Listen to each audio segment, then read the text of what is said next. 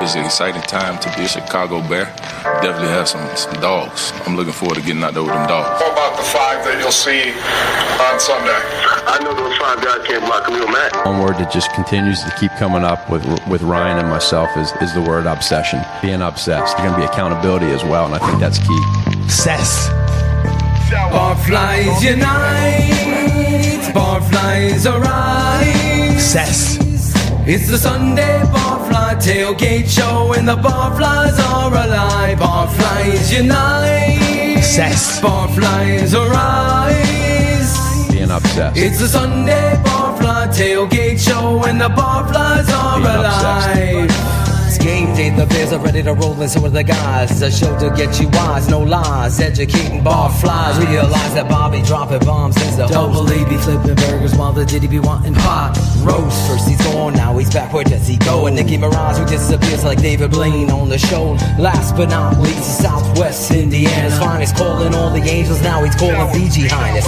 Cheer Bobby, Diddy, Nicki, Mr. Double A. Talking to Bears to get you ready on the Barfly Tailgate. Barflies unite. Barflies arise. I know those 5 guys can't block It's the Khalil Mack. Sunday Barfly Tailgate Show, when the Barflies are alive. Barflies unite. Barflies arise. Chicago Bear. It's the Sunday Barfly Tailgate Show, Being when the obsessed. Barflies are alive. Barflies unite. Barflies arise. Obsessed. Being obsessed. It's the Sunday Barfly Tailgate Show, when the Barflies are alive. I'm not a big talker. I like to go out and use my actions to speak, and when I get out there and get on the field, you can probably sense what's going to happen. I want to win. Being obsessed. I know those 5 guys can't block Khalil Mack. Yo. Being obsessed. The Barfly Tailgate Show Being obsessed. begins now. Obsessed. Some may find the following disturbing. Discretion is advised. Barfly, the name given to followers of Bears Barroom. Loyal, die-hard family members of the show who will wolfpack a motherfucker for being stupid.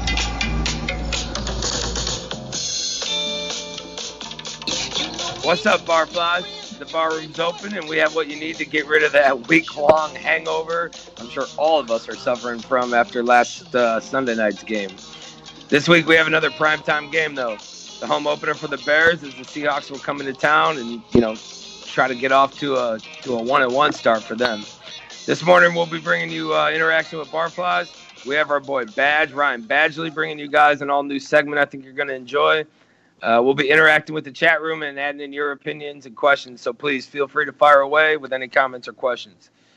The boys from the Fantasy Football Goon will join us later, old Joe Madden and John Santucci. They're going to come in at the end of the show for a little start and sit, along with the injury report. Joe Madden.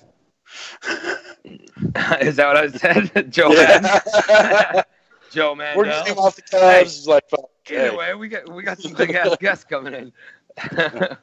My name is Bobby Phelan. I'll be kicking the topics and passing this thing around to the crew. We're ready for week 2. Hoping the team can bounce back after that devastating Game 1 loss to the Pack. The bar doors are open, and pulling up their seats are these assholes. Here we go. Little Nicky, Nicky Pockets, DPN, the Bulldog. Not sure if he's even left the bar since last week. He's probably still on the floor crying. DPN, what's up, man? Man, you just know me.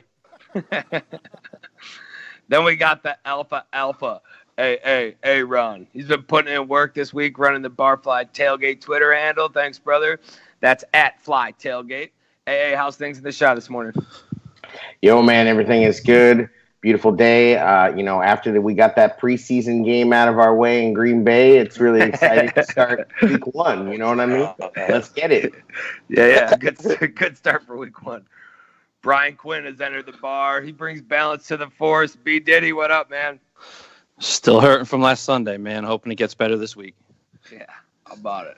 And then, as always, last but not least, we got AirJer 54, the baloney pony, the big man. The ladies scream for the American dream. AirJer, what's up, man? How you doing? It's a get it right Monday night. That's what we got. It's got to be a get right Monday night. All right, we're going to kick this thing off here with a little Nagy presser, and then I'll get your guys' thoughts and concerns, I guess we can call them, because I think we all know what our thoughts are. All right. So we had a good practice today. Like I said, having a Friday practice, we kind of tie everything together. We do red zone. So situationally for us, that's where we were offensively 1 for 4. Got to get better, and hopefully we have a little better plan this time and execute. And then defensively, guys were flying around and got those guys out practicing today with Kyle. Was good to have them back out there. What did you learn from last Sunday that you applied this week with your practices that may be different? As far as anything you... Nothing really. No, nothing. We'll keep the same thing going on as far as practices are concerned. What we'll do is as the season goes on, rep-wise, we'll pull back a little bit. Usually when you get to around Thanksgiving, then you really start kicking back and you start saving their legs a little bit. But right now, they still need that conditioning and practice, and we need the reps, as many as we can get. As an offensive coach, when you look at what a defense does in 1 week to start a season, how much does that change what you have to game plan for in week 2? Are you saying like what for instance, Seattle? Yeah. Or if what Seattle may do with what Green Bay did to you guys. Oh, yeah, you could see some of that. Yeah, I definitely think you could see some of that. If they see something that they thought worked, then, that's a possibility. But, again, you're going to also see teams that aren't going to stray away too much of what they do. All teams have identities offensively, defensively, and so there might be something here or there. But for the most part, they'll just play defense the way they do. Man, what's your take on week 1 to week 2 improvement? Because, people say that that's where you make a lot of improvement, but a lot of times it depends on who you played. If you played a bad team in week 1 and a good one in week 2, it might not show. But just in general, your history, your thoughts on making that step from now that everybody's seen everybody. Well, one of my biggest messages to everybody in this building is that there's so much stinking parity in this league. And so every game is going to be close. There's the exception of the blowouts when you're on one side or the other. So when they're close games, how do we react? What plays do we make in crunch time when we need them? That's where I want to see us get better, and all around. So as long as we understand that, I think the average in the NFL, when I say the parity, is around 7 or 8 points per victory. So usually you're going to have an opportunity to have a chance with the ball, to have a chance to score and win at the end one way or another. So for us, the improvement comes in just sometimes it's the same plays that it is versus a coverage that you can get better with how you run your route. Maybe it's a tackle, an interception, et cetera. But it's not, and again, this thing is going to go on all year long, not just from 2 weeks. Is there a challenge as a play caller to not maybe overcorrect? Yeah. From a scheme perspective from week? Yeah, for sure. You can definitely fall into that trap, and then you're chasing the cat's tail when you do that. So when you're in this situation, just do what you do, and control what you can control. I can't predict exactly what Seattle's going to do on defense, but I can control what we're going to do, and then we can react to what we see. It's a reactionary offense.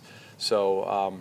I think that's a great question by you, and I think that can definitely happen, and hopefully, we're not going to do that. Since we've talked all week about the team bouncing back from the loss, how do you like how they've handled kind of putting it behind them? Really well. I do. There's an attitude that, they understand what happened in the game. It's not one that's a hangover effect to where at least I don't feel like so far from what they've showed me in the last 3-4 days that it's something that's going to affect how they're going to play. Their mentality has been great.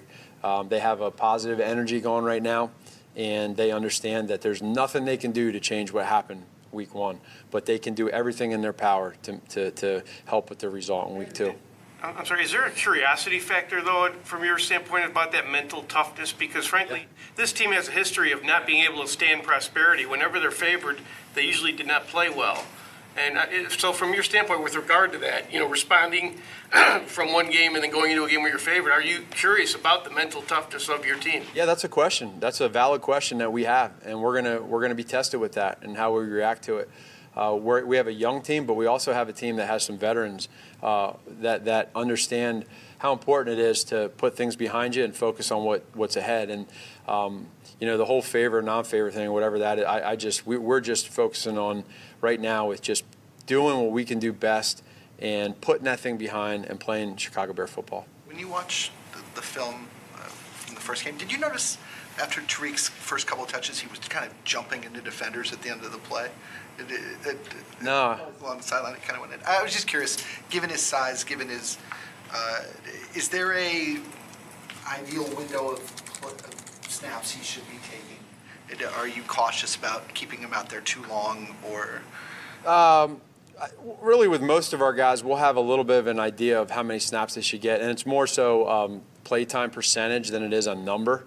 But with him, he's got a great motor. He's got great energy. He's in great condition. So the more we can get him out there, I think if you ask any defensive coordinator if they're shooting you straight, I think they'll tell you that there's a sigh of relief when he's standing on the sideline. So that was Nagy's presser from yesterday. I mean, there was still about another 5 minutes to it, but we didn't want to let it run the whole time. Diddy, let's start off with you, man. This dude just came out and said we need the reps. If we needed the fucking reps, why the hell weren't we starting players in the preseason, and why are we like sitting people down? You had 5 preseason games to get reps, man. I don't know what he was thinking in the preseason. I get trying to protect players, but I mean the guy preps for press conferences better than he calls plays in the second half of a football game. I'll tell you that much. Wow. It's just we brought in this offensive genius, man. Like, here we go again. We had a good week of practice. It's like we need to prove it. Show me. Yeah, man. Wow. Hey, the questions of week 1 to week 2 difference that was posed to him. How much of a change do you think we're going to see today in week 1 to week 2, even though he said that he's not preparing any different? You know they got to prepare a little different. How much change do you think we're going to see? Well, not today, tomorrow night. Man, it's the same thing. They always say the same stuff. I can tell you this. I have already developed a physical reaction to Nagy when he says the word reps. Like, he says reps, and I go, oh, God. Like, I can't handle it. Like, dude has dug himself a hole that I don't know if he's the only way out of it is winning. Like, I don't care. I mean, I felt like a jerk because, you know, I there is so much positivity, but I'm at the point where it is just shut up and win already. Like, we've heard the rhetoric, and you know, we've heard it. We heard it, you know, from different coaches, and you know, we believe in the guy. We love the guy.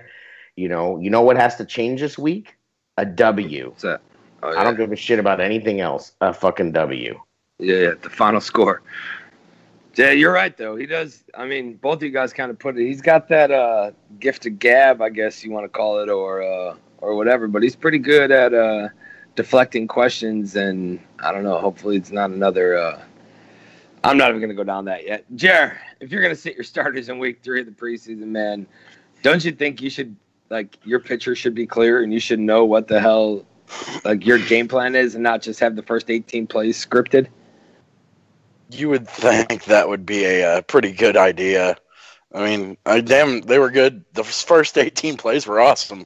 Yeah. But, you know, the first thing I picked up is I'm listening to that presser. If I hear him say we had a good week of practice, like Trestman did, I'm going to lose my shit. I mean, that's terrible. I don't want to hear that out of your mouth. I heard that from Mark Trestman for 2 years. That was 2 years too many. Yeah. Have your shit ready. You know, come out prepared, which for the first 18 plays you were prepared. The old saying, everybody's got a plan until they get punched in the mouth. Yeah.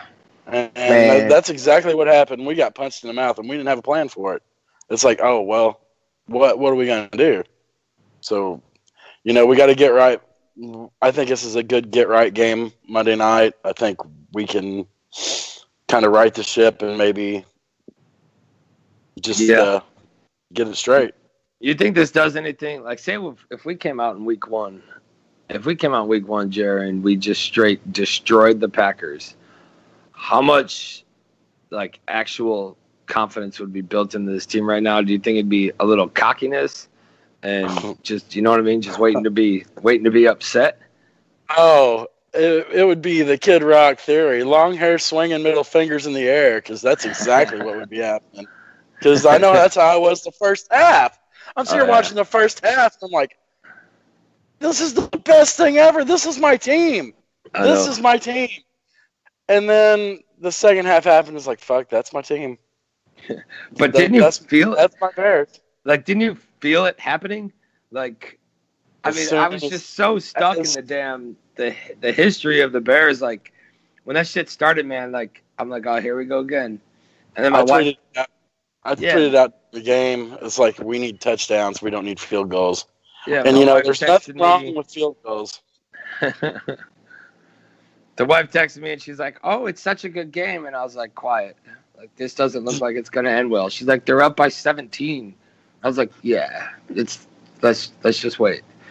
And then at the end, Me and my buddy Mark were watching it, and I had hands over my face that I've seen this game before. I've seen this game before. And then, sure shit, there it was. Sorry. Yeah, we'll get into that a little later when we break down that game. But, Little Nicky, so everybody's going, well, I won't say going after, but everybody's talking about Nagy and the offense and all that.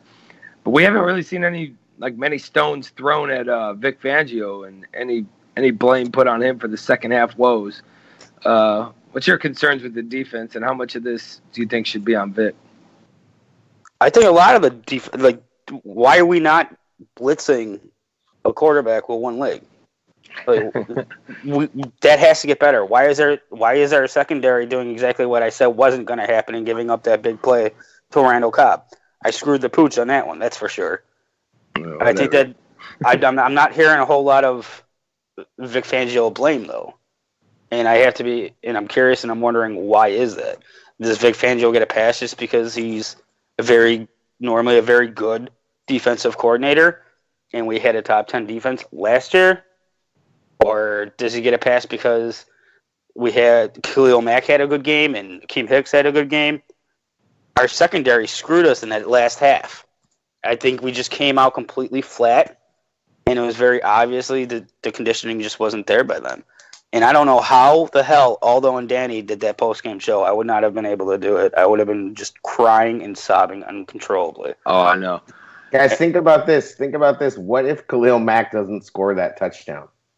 That touchdown happened. What if they scored? What if they didn't have that touchdown? And we're talking about that. I mean, Deshaun Kaiser never comes in that game and gets stripped and throws the pick and whatever he does, and then Matt gets that touchdown. It's a whole different ball game. I mean, I think the reason that Fangio didn't get crap is that they did play a good half, and then the focus is always, as it always is, it's on the offense, and it's on the offensive Mitch. Yeah, it's classic Bears, man. The offense has to do something, not just keep going 3 and out.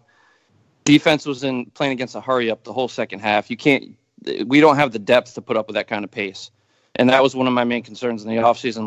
Our starters on defense are solid, but we don't have we need the depth to be able to stay fresh and rotate. But they were hurrying up on us the whole second half. They're going to get worn out. Why not play Roquan Smith more, especially in the second half? Instead over quit. Why? Yeah. Why not? Are you still protecting him from his hamstring, or is there more to that? Let's get into this. He's only going to do what he can do. Let's break down this Bears-Packer game and throw all this heartbreaking fucking shit behind us, and move on with this week. But let's start this thing off with offense, and then we'll break it down from there. So we had a great first half, scripted as it may be. As well as I do, Bears fans around the world were walking with a different swagger and talking all kinds of shit, ready to start the season 1-0. And I'm sure you can go look. I could guarantee you, there's probably 16-0 seasons posted on Twitter from how much hype people were getting. But Diddy, what do you think about the early formations and the way we came out with this offense and the new style of offense you're seeing? Well, I enjoyed the first half of football. I thought I was a little disappointed we didn't get the 7 on the second drive. I thought that was going to come back to bite us. It always happens with Green Bay. You need to score when you can. But I liked it. It was refreshing to see a little innovation, and especially being a Bears fan, we're not used to that kind of stuff. But I was a little disappointed Mitch didn't throw a touchdown. But besides that, I think they came out really good. They came out. It looked like Green Bay wasn't really prepared for what we were doing. We were like the unscouted team because we didn't put much out there in the preseason. But I really I enjoyed the first half of offensive football. Yeah, man. It was. I mean, some of those formations were. I mean, I was wondering why the hell Leno is a flanker and what we're doing. But I mean, either way, it was good to see. I guess a little something different, whether or not we agree with it. But I think we just kind of got away from it as the game went on and got away from the running attack and tried to just sling it.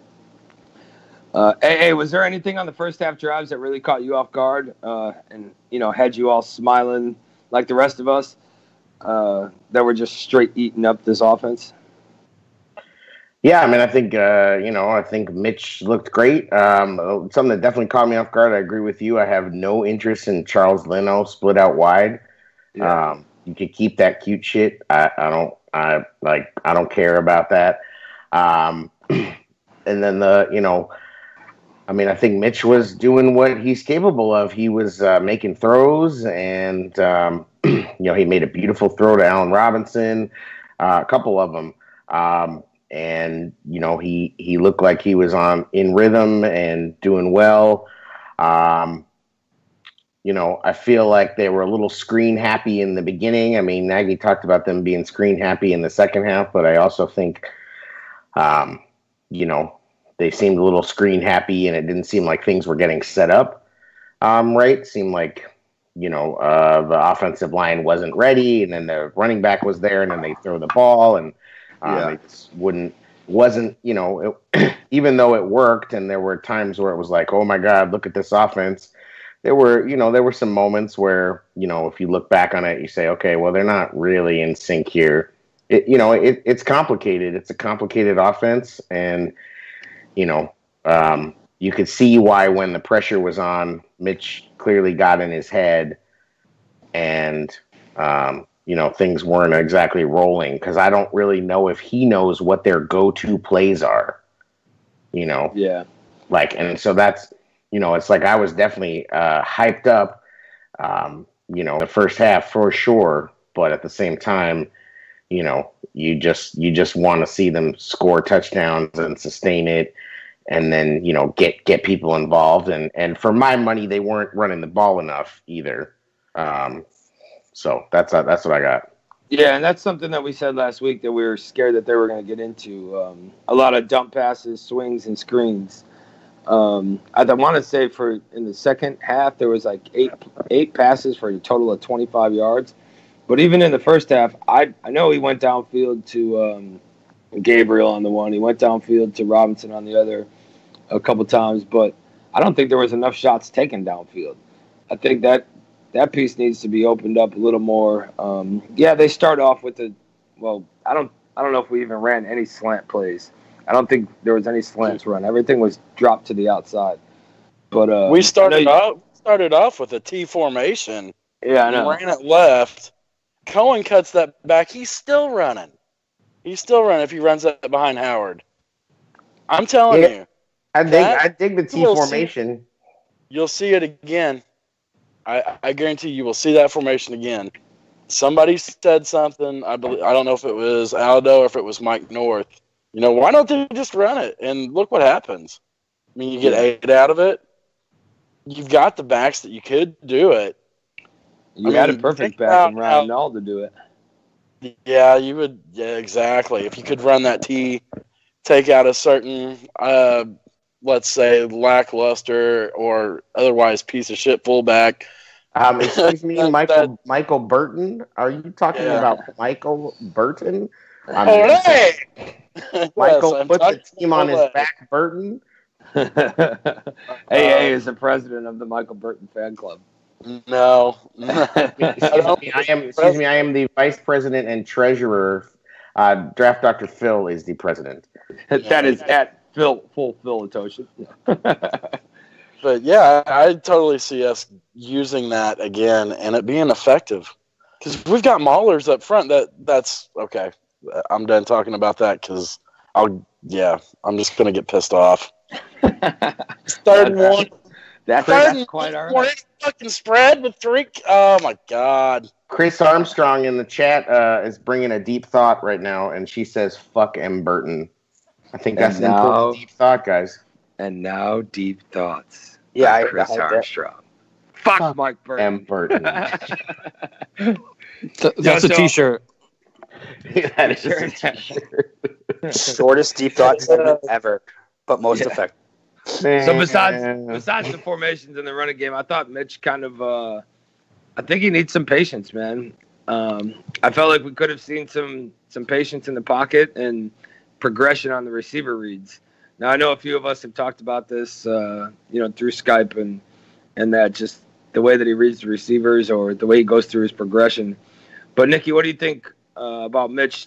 You think he tucked it and took off too early? You think, he needs to adjust in the pocket or kept adjusting in the pocket too much last week with the offensive line? Well, I actually think that he was going through his progressions. That's why he missed that wide open Trey Burton pass in the end zone. Trey Burton was that third read. He had Cohen in the flat was the first. I forgot what the second one was, and Burton was the third read. And I think that's just part of a rookie type of mistake that shouldn't be happening and will get better as he goes on.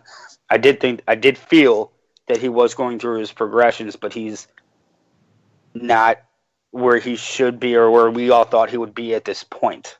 And I think a lot of that happens when you sit your starters for an important preseason game. And Nagy went on to say in the press conference that, he wants them to make those mistakes in the preseason. He expects them to make those mistakes in the preseason, but not now. Yeah, well, if you don't play him in the preseason, how the fuck is he going to make the mistakes? Exactly. When I heard him say that, my heart sank and said, "What the hell?" This is exactly what we were talking about. This is why you don't sit your starters. And then later on in the half, when we started to go deep to Allen Robinson, the timing was off. Yeah. And the timing is off because he doesn't have those reps with Allen Robinson to get that pass down and the timing down correctly. It drove me batshit. Yeah, it was just brought up in the chat, and I think they're right. But I think Burton was the second read on that, and Mitch just missed it.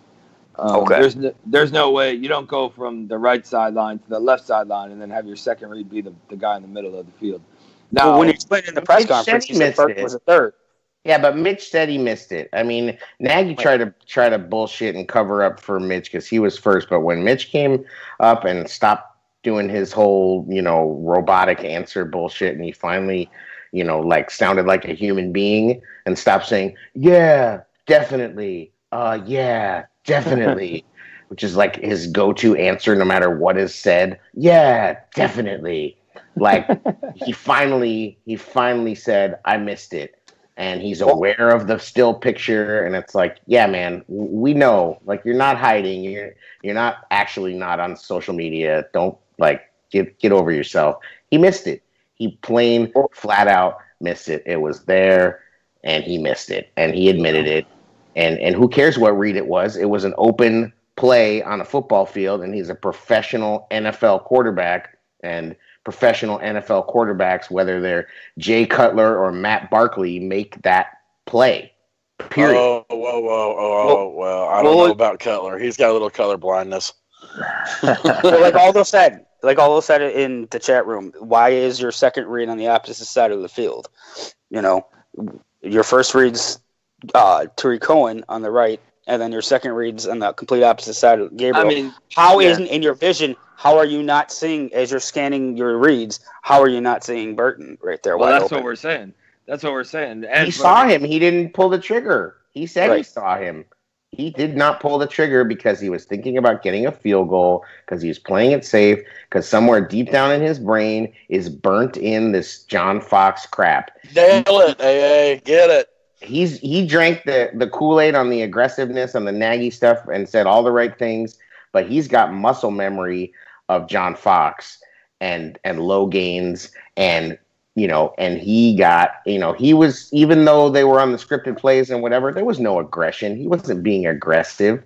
There was no swag. I mean, remember the guy that ran into the end zone in the first year and was posing and looking swaggy, you know, in Mitch? That was kind of not there in that game, the first game of the season. And it was missing. And by the second half, he was like, you know, a shell.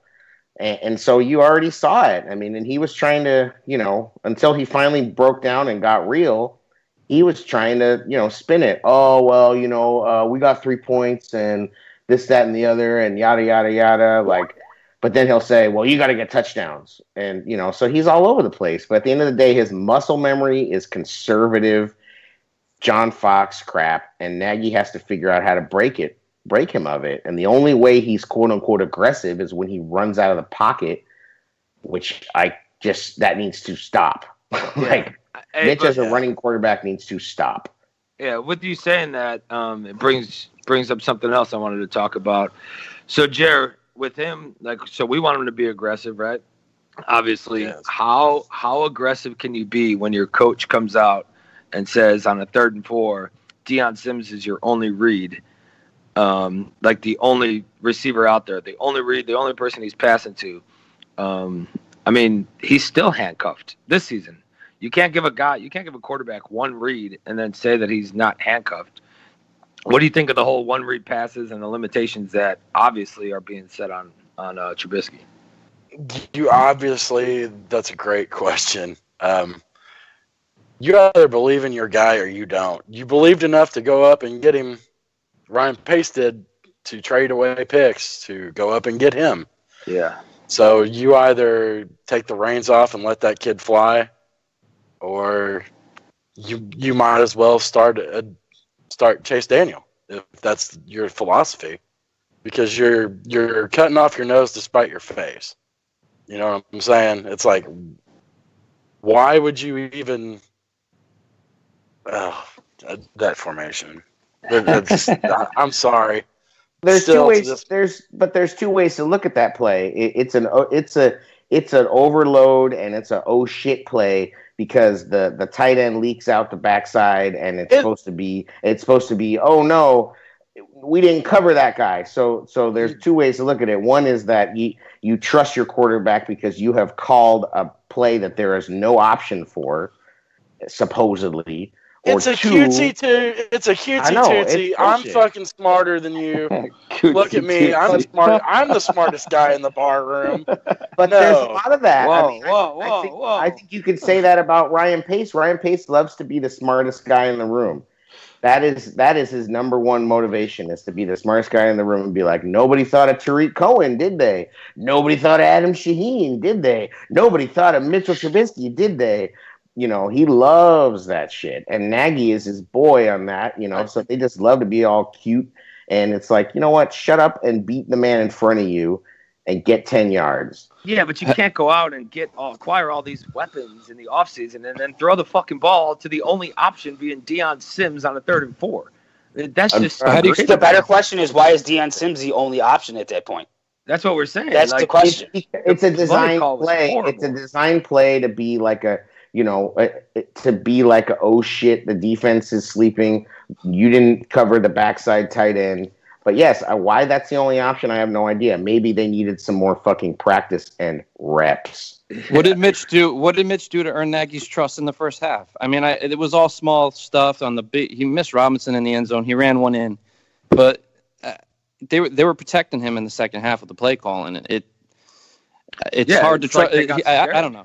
I didn't trust Mitch. No, you do know. Say what you mean to say, brother. I didn't trust Mitch at the end of the game, man. It was like, here we go. He was overthrowing guys. Like, that pass to Robinson. And this whole he was reading progressions. I don't think so, man. He was taking off way earlier than in clean pockets. Yeah. This kid is playing scared, man. It's just disappointing. Number 2 overall pick. Do you know what I mean? Yeah. We passed up on Mahomes. We passed up on Watson. It's like. When they he needs to step up, man. When they picked up Khalil Mack, everything changed. Everything got accelerated. Everything was like, we can win now, you know, this, that, and the other. I don't think they were in that mindset until they got Khalil Mack. Now that they have Khalil Mack, it's like, oh shit, it's on. And I think Mitch is the one who's feeling that the most. You know, people say, oh, well, now the pressure's off Mitch. The defense is no bullshit. The pressure's on him more, you know. I mean, and that's the big thing is that, you know, everybody's saying, oh, has a Bears quarterback ever had these many weapons? Has a Bears quarterback ever been set up with an off season like this? Well, you know what? We saw the first time that he had a chance to prove something, and for the first half he did pretty much. In the second half he shit the bed. It's almost like if you go through the quarterbacks in this league with the weapons we have, picture them starting for the Bears, and how many would be productive with these receivers? Hell, Joe Flacco could win with these receivers. Whoa. Listen, Joe Flacco has nobody. Joe Flacco has you know, I think he has little Nicky starting at wideout, doesn't he? Little Nicky can catch the fucking ball though.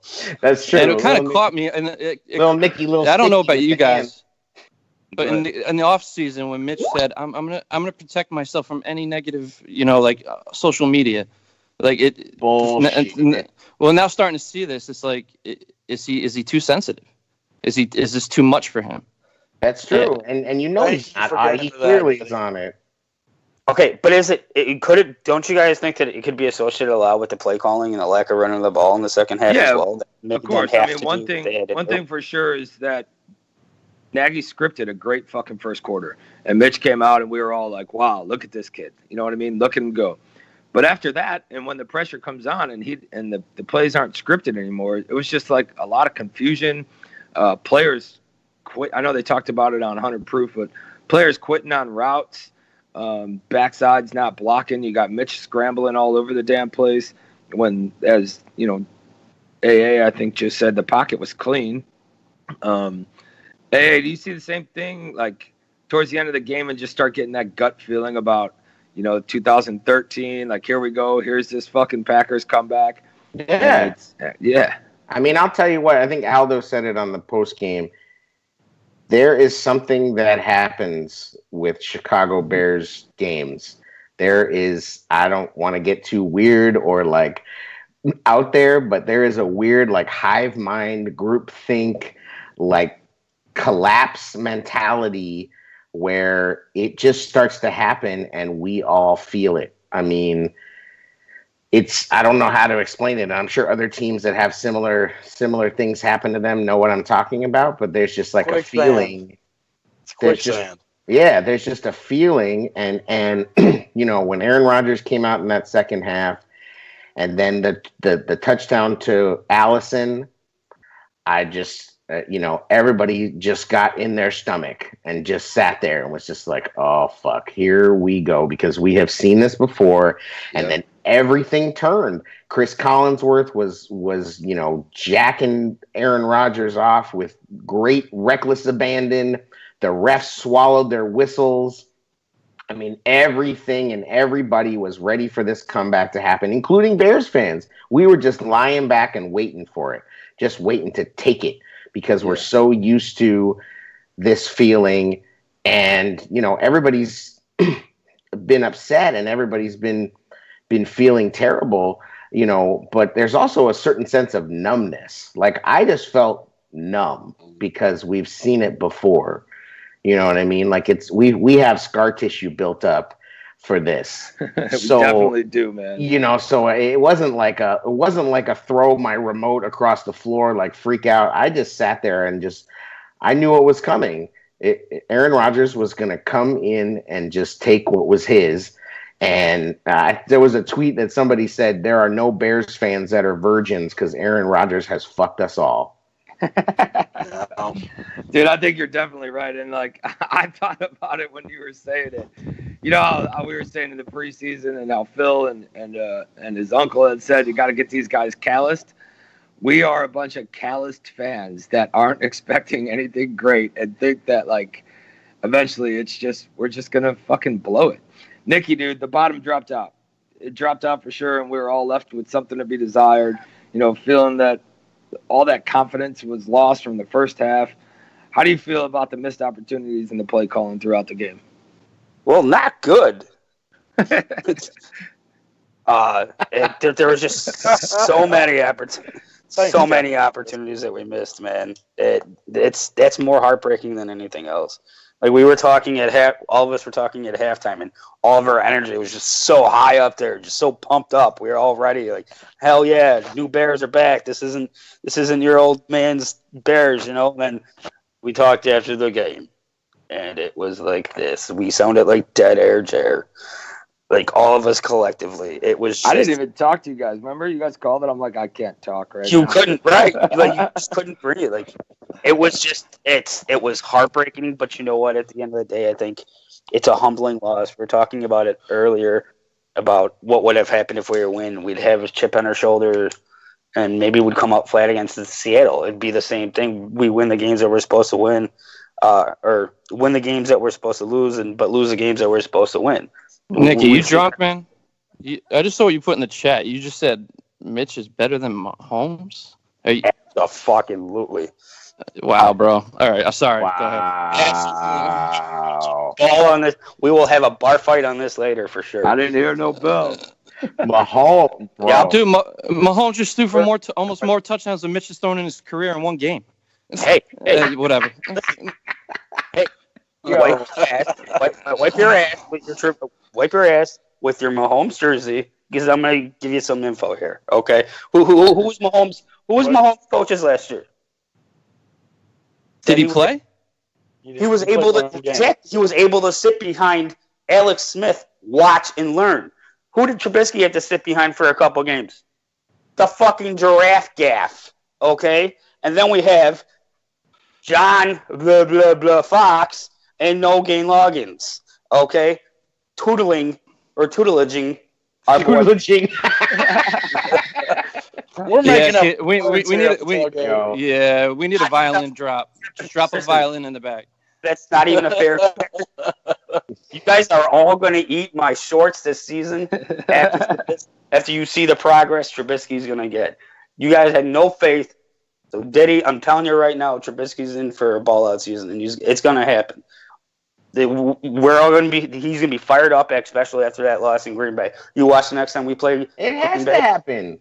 Are you acting so what is he? What do you want, a cookie? Because it has to happen. It fucking happen. It's not like Trubisky's going to get fired up. Yes, he's the quarterback of the Bears. He needs to be fucking fired up. If he's not fired up, something is wrong. Like that's not a feather in his cap. You know what I mean? Like, he needs to get out there and fucking do it because, I don't know, he has the ball in his hand every fucking play. So, I don't know. Like, he gets no fucking man. I'm just tired of all the Cutler excuses, man. Oh, it's the coach, Dude, we drafted you number 2. Step the fuck up. He's going to step the fuck up. But he's not going to step up on your time, Diddy. He's going to step up on Chicago Bear time. Okay. The season started, Nicky. I don't know if you know. Yeah, right. Actually, the season didn't start. AA said that was a fucking. Oh, that's right. It was a preseason game. And guys, and what did Mitch say? I don't think that. What a great experience that was. He said in his presser, "What a great experience that was." I think you can simulate that kind of experience. The crowd noise, this, that, and the other. It's just like, what are you writing your little fucking summer I went to camp, what I did this summer bullshit paper? This summer I got to play at the Lambeau Field and I played against the Hall of Fame quarterback and it was amazing. It was so great. All this pressure. Fucking that should be a parody account on Twitter, man. But Nicky, just take the knee pads off and deal with reality for a minute, man.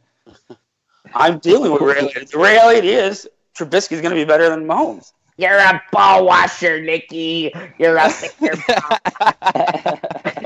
Experience. Somebody needs to have a little bit of faith. Somebody wants the experience. Go to fucking Disney World. What did you say, Nicky? Somebody what? Yeah. Do you have any tips for getting hair out of your teeth when you're washing those bare balls? No, that's. All right, here we go. Hey, so the bottom line. Either way you look at it, the bottom line is we have to finish in the fucking end zone. We methodically moved the ball downfield and brought something to the fans that they've been missing in a game that, honestly, we were supposed to lose. we handed the Packer team that shouldn't have even had the opportunity to come back. I think we handed them a W. Let's move on to the defense. And we'll get to the defense side of the ball, get into the tale of two halves, as they call it. I'm still laughing at AA fucking going off over there. First half, we had what Draft Dr. Phil calls the Monsters Law Firm. The play of Hicks, Mack, and Goldman had everyone feeling like they were partying back in '85 again. We got a little something from the Monsters Law Firm, I believe. Got the sack. So. What allowed you to get in there so quickly? I was better than the other guy. Just pure strength? Yeah. Y'all didn't like that answer? Well, it looked like those inside moves were working pretty well. Mm-hmm. Yeah. To an extent, right? You got to be able to switch it up and rush differently, and keep him guessing and stuff like that. And I thought a number of guys did a really good job. I thought Roy Robertson Harris did a really good job switching it up. Also Khalil, we know that happened. Did you see Khalil's where he just snatched the ball from him? Like, who does that? You dream about that type of play, But it was pretty cool. All right, Jared. How was the pony feeling in the '85 flashback, and what potential did you see from the defense in this first half of the game? I'll tell you what. Phil put up a play on his Twitter where Goldman takes on a double team, and I think it's a kiss block so he can get to the second level, so the tackle can get to the second level on the linebacker. And Goldman not only occupies the double team, but actually gains ground, and it's a beautiful thing, man. To see that execution and to see that you actually get the feeling that these linebackers are going to be able to roam free and be able to cover. Oh, if we can get that consistently, this defense still has the chance, even though they took a monster of the midway shit in the second half. I think there's great potential in what we're going to watch. I love that the locker room still sounds rather upbeat, too. I've got to say that. After a deflating loss like that, it can take its toll, and it sure sounds like they've got confidence in what they're doing and what they're running. So the potential's there. It's there. The pass rush is there. The front seven dominated. So... Yeah. I think there's still first game, we got to keep it in some kind of perspective, even though it sucks that we lost to Green Bay the way we lost. First game, there's going to be some hitches in it. We just got to come out Monday night and show everybody that we are for real. Yeah, definitely. I mean, I know we talked about it, and this defense, they came out, and, we'll get to it a little later, but they definitely got a little tired in that second half. But, AA, I wanted to know, wanted you to comment on your brother there, on the other AA, Adrian Amos' post-game presser with the identity of the D, and get your thoughts on it afterwards. So let's go ahead and drop this Amos defensive identity. The first, home game,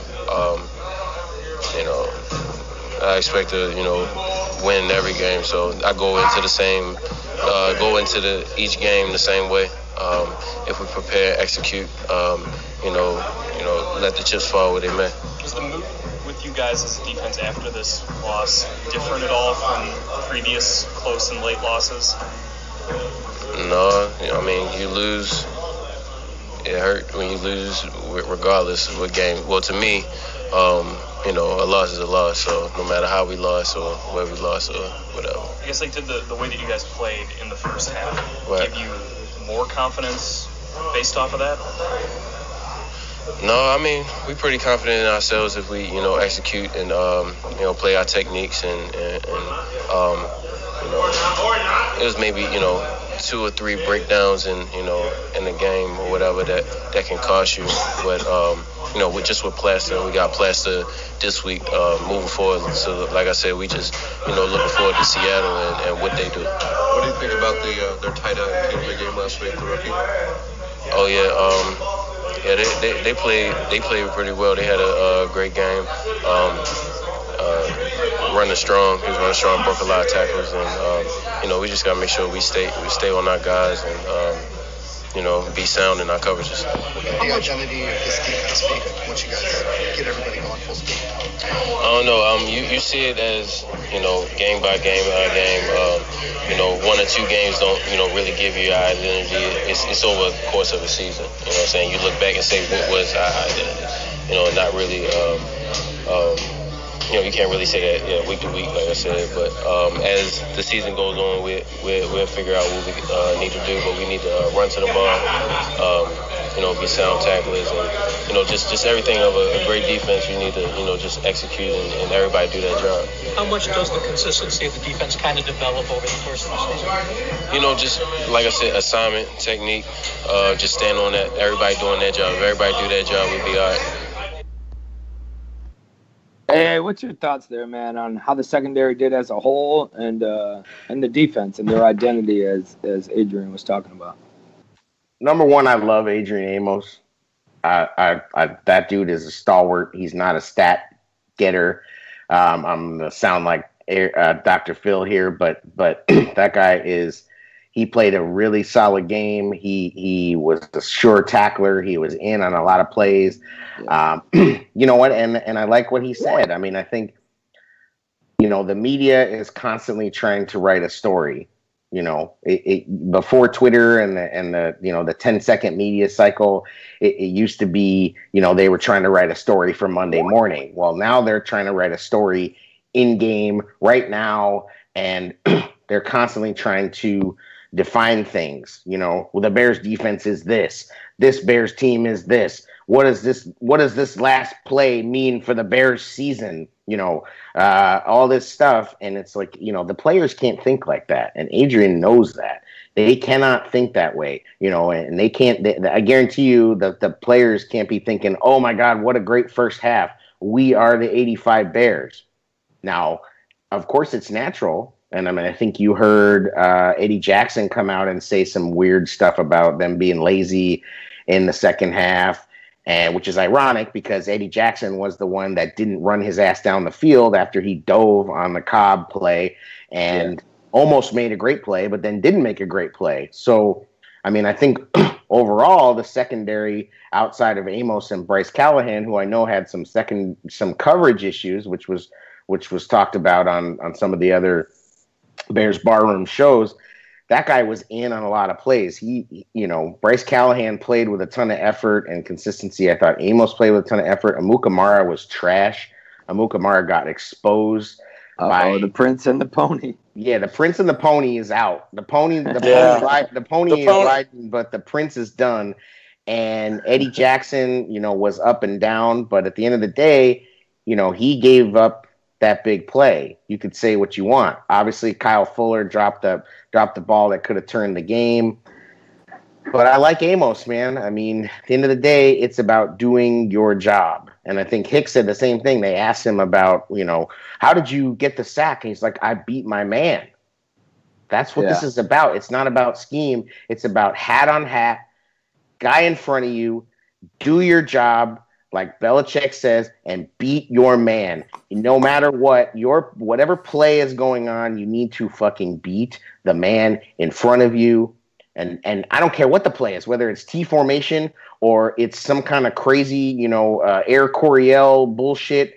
You need to beat your man. And there were too many times, especially in the second half, that dudes were not even given the chance to beat their man, especially by the offense. And then the defense, we weren't beating anybody. Like Eddie Jackson, how the hell is he not running? And yet Leonard Floyd and Khalil Mack are 75 yards downfield in the end zone chasing that guy. Oh, because they got dropped into coverage. But at the same time, beat your fucking man. Beat the man across from you.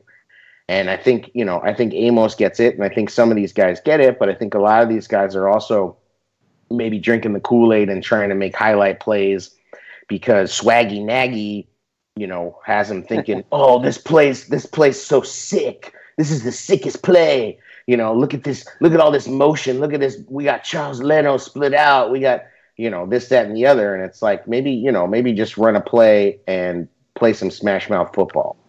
Yeah, definitely. Diddy, besides the dropped interception, which we'll get to later, and how you guys feel about that, how do you think the secondary performed against the hated, but, definitely, even though I fucking hate his ass, Hall of Fame quarterback that is Aaron Rodgers? I think when Rodgers went out, we changed it up for Kaiser, who was staying in the pocket more, but we never came out of that when Rodgers came back in. Yeah. And you still have to play the two safeties deep, and we got away from that too. That hurt us, especially on that Cobb play. I think good coaching shows up in the second half of football games. That's where the adjustments happen. When we got off script, both sides of the ball went to shit. So they Nagy and Vic need to step it up. Yeah, definitely. Well, the secondary played poorly. The secondary played poorly in the second half because they weren't getting enough pressure on Aaron Rodgers. Yeah, I mean it's a big part of it. Obviously, your secondary is going to play better when the quarterback has less time to throw. Because they were getting held. That's true. That is true. I mean, I don't want to keep it rolling into penalties and that shit. They were getting held in the first half too, but they still ended up smashing them from all sides. I think a lot of that has to come with, with conditioning and play time. We talked about it. Remember, we talked about what if they go quick? What if they go hurry up?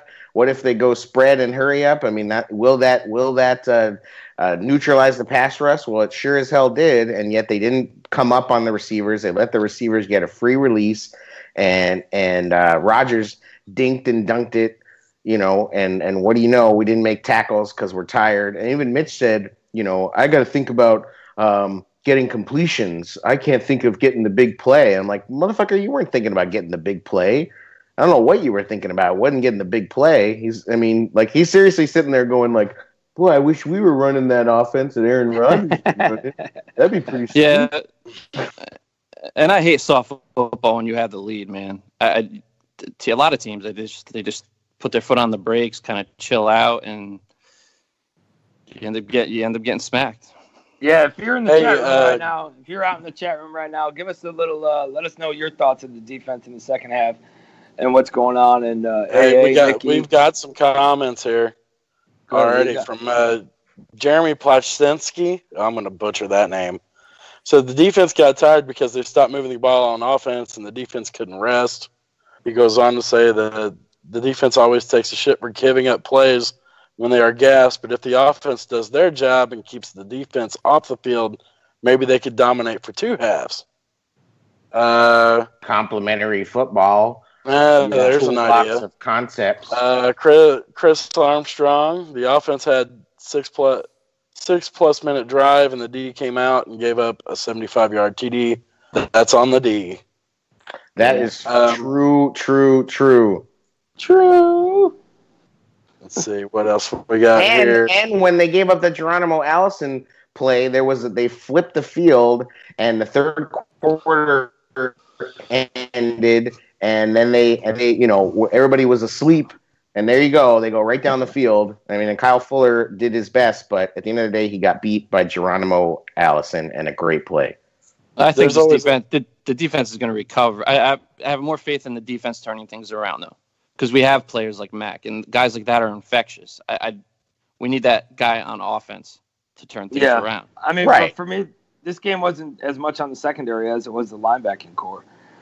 Granted, the Fuller touchdown that he gave up, I mean, it was made, but his coverage was pretty fucking tight, and it was just that throw was just spot on. Diddy, what weakness do you see in the linebacker core, and how do you feel, even though the moves were made, what is the weakest part of the defense that we have right now? Man, Floyd is soft.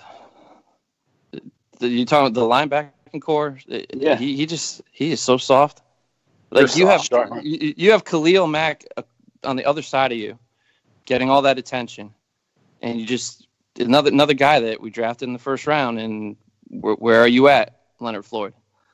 Like he needs, man. It's he made frustrating. no moves. He made no moves. He bull rushed the whole game. He just bull rushed, and I think by the time he was tired, it was like, let me just rush and let me get held because I'm fucking tired.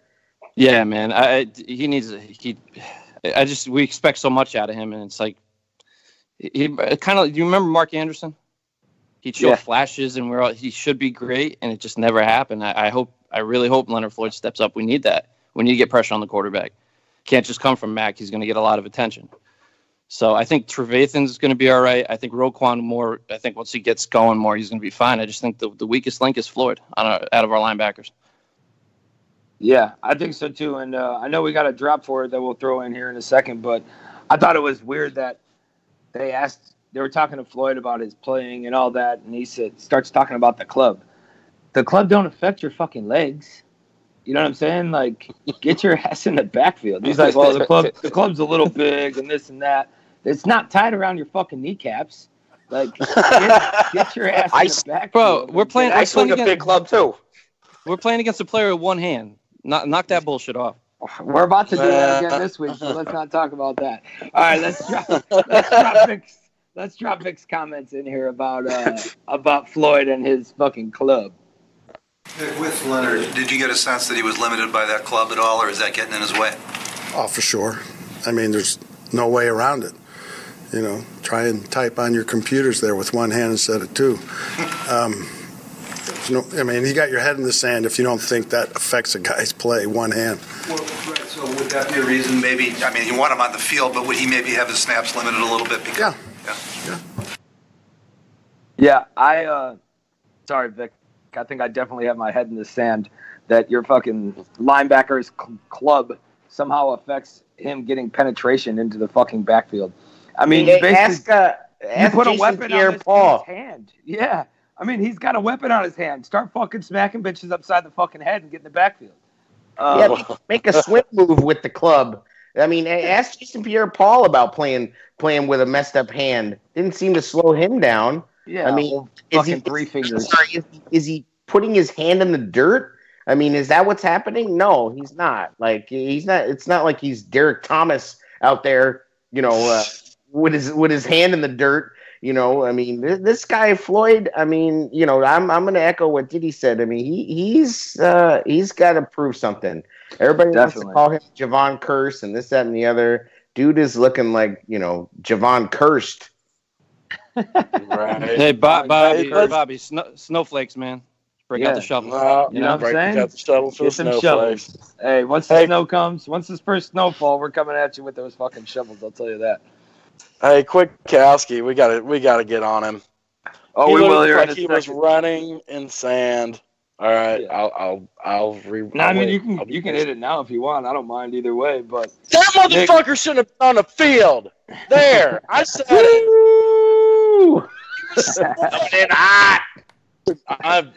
I'm a big dude. You can be slow if you're a big guy, but you're a linebacker. Play with some speed. Play with an edge.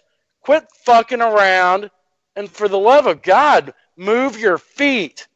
Dude, I like the slants. It's just like, well, let me try to catch up. Well, he's a wide receiver for a reason, and you're a linebacker for a reason. So guess what? You're fucking toast.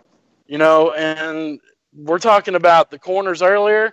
You know, if you're diving for balls, you're already beat. Yeah. If you're diving at passes, you're already beat. Because that means you're already a step off and you're trying to make a play when your legs didn't do the job. But Kwiatkowski, I wanted him off the field at the first half. They almost got Trevathan hurt because of that. Because he ended up having to clean up Kwiatkowski's mess, and then Callahan comes in, and that's when Trevathan's back got screwed up. And Chris in the chat brought up a good point, too. She was saying put him on the other side, Floyd. But the risky run is when a right-handed quarterback's coming with his throw, he's going to see Mac coming at him. You know what I mean? So that puts more pressure. So it's a tough call, but I get what she's saying. That is a good point. Yeah, I definitely think with Kwiatkowski, I was watching the coach's tape, and I've rewound. There's a couple plays where he looked like the fucking Mike Burton of the defense.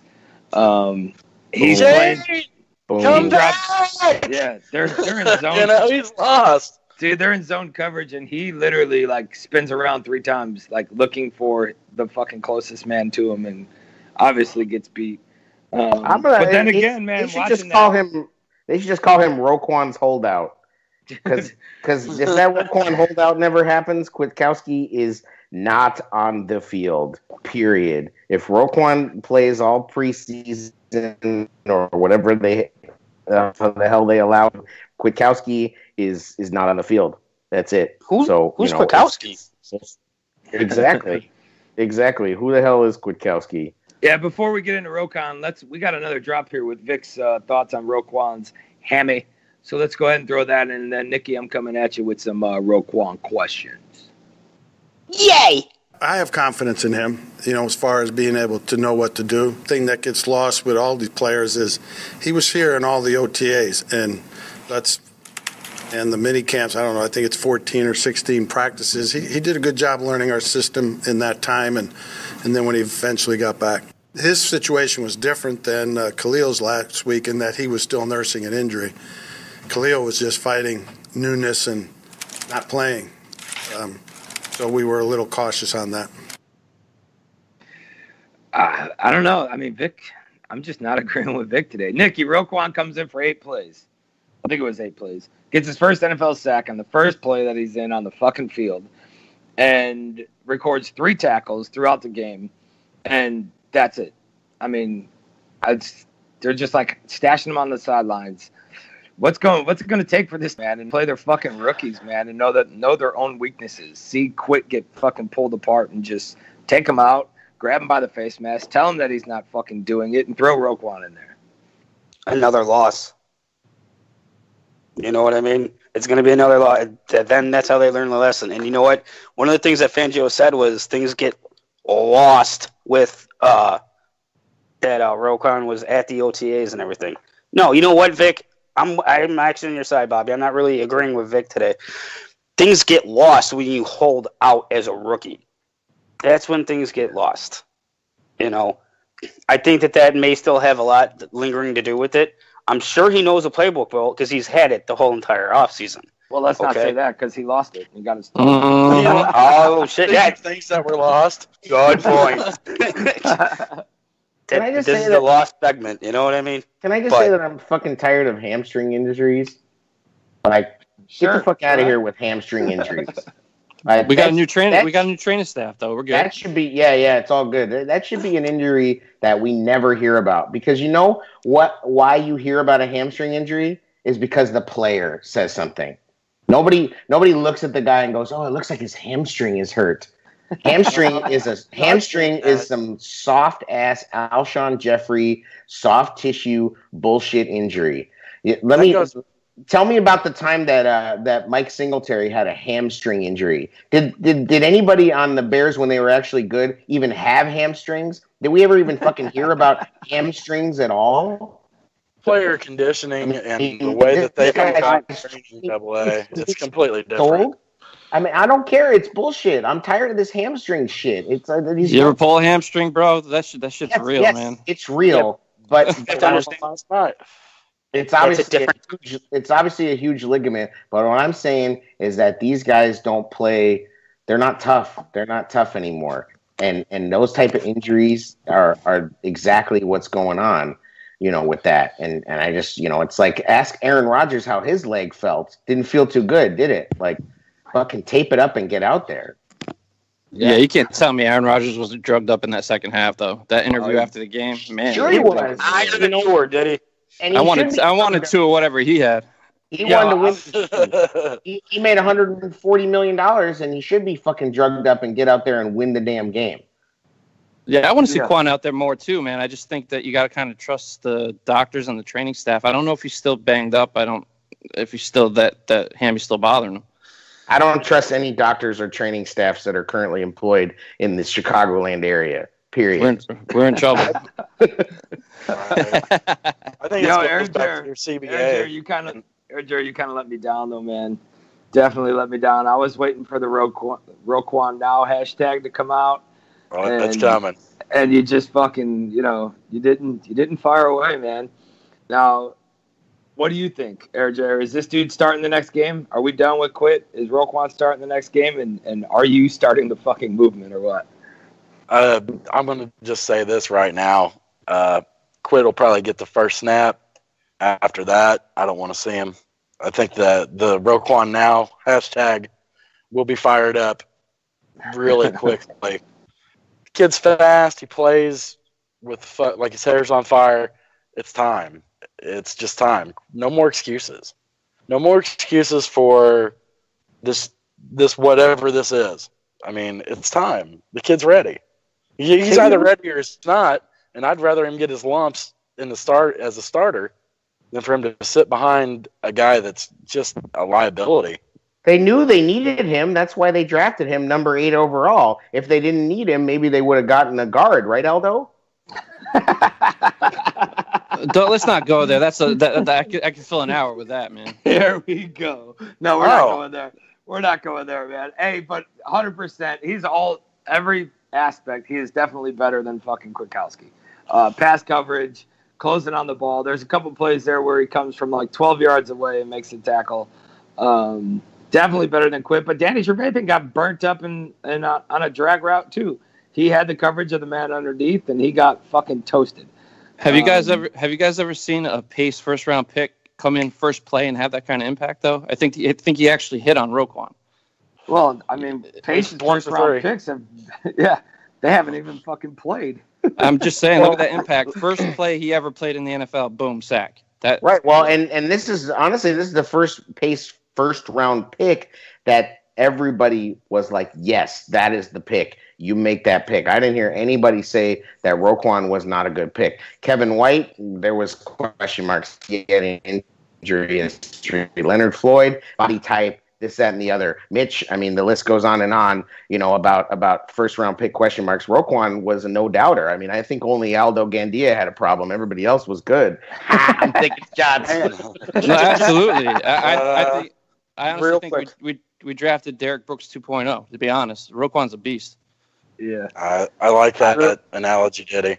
Go ahead, Nicky. What'd you have? Just real quick, getting back to the hamstring. Real quick. All right, just real quick. My brother, who is listening, is in huge disagreement with you. He's saying, bullshit, man. Hamstrings are not soft core injuries. Hamstrings are complex and hard. Any normal person will find hard to move with a hamstring injury, let alone play football. Not something you can just tape up and get back out there. Complex. All I'm saying is I never heard about any hamstring injuries until about 10 years ago, maybe 8 years ago. It's a very easy injury to fake. That's all I'm saying. If you don't want to, go ahead. If you don't want to be in the game, you just grab the back of your leg. I mean, it's also a good out for coaches, I think. When you have a player that maybe something else is wrong with them, or you have a player where they're just Gordon. You don't have enough confidence in them yet. You chalk it up as a hamstring injury because nobody's going to question it. It's just they're not going to ask for an MRI. They're not going to talk about structural damage. There's no surgery for a hamstring injury. I'm just saying it's a very convenient. I think they might as well go to hockey where they just say upper body, lower body, and really, forget it. What did he do after the sack though?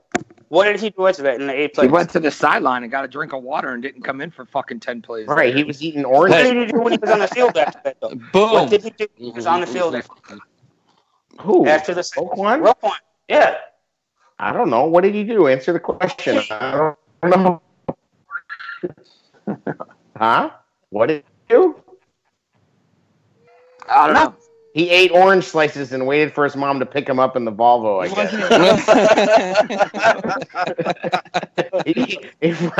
he fucking went and waited for his participation trophy like, I'm the first round pick and I got in the game. Ooh.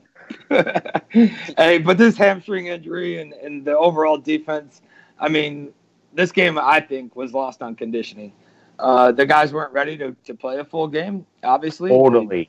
They dropped off in the second half. They were tired. Granted, I fucking like Akeem Hicks, but there was a couple plays he took off. You see the guys are not, the pressure isn't the same. And obviously the secondary and the linebacking core pay for that when they're in coverage. Hey, in your opinion, does the conditioning, do you think that their conditioning was ready for full game speed in a no-shit game 1 of the season? Nope, not at all. They weren't calloused up, like Nagy said. That's another one we can call bullshit on. And Dr. Phil and others on this network have already talked about that. That's that was bullshit. They were not conditioned. They were not ready to go. Akeem Hicks is Akeem Thick, and he slowed down. And they Leonard Floyd was bull rushing into the hold and looking tired, and Aaron Lynch was probably tired. That Kwiatkowski, and his heavy ass was slow and couldn't get out there, and that the Packers knew that and they took advantage of it. I mean, the conditioning was shit, and it's not just physical conditioning; it's mental conditioning. And no, they were not in good shape. I mean, I don't think anybody week one is in amazing shape. I mean, you saw a lot of sloppy football in the first half of a lot of games, starting with Thursday and going through the week. I mean, look at the Rams in the first half. They didn't look good. They didn't play in the first, they didn't play in the preseason. And then they snapped into it and they stomped the Raiders. But yeah. We looked slow, we looked tired, and then mental conditioning was what broke down after that. And, the landslide was on. Yeah, if only a pregame show would have predicted that the Packers were going to go hurry up. Oh, wait. We did. We nailed that. That's why we get paid the big bucks. Oh, you're getting paid. Motherfucker. I'm just saying, man, we knew that this was going to be, once they get in the rhythm, they're going to go hurry up. And we've got to be ready. And I think that goes back to head coach. And it goes back to game 3, where that's an opportunity to get your guys healthy.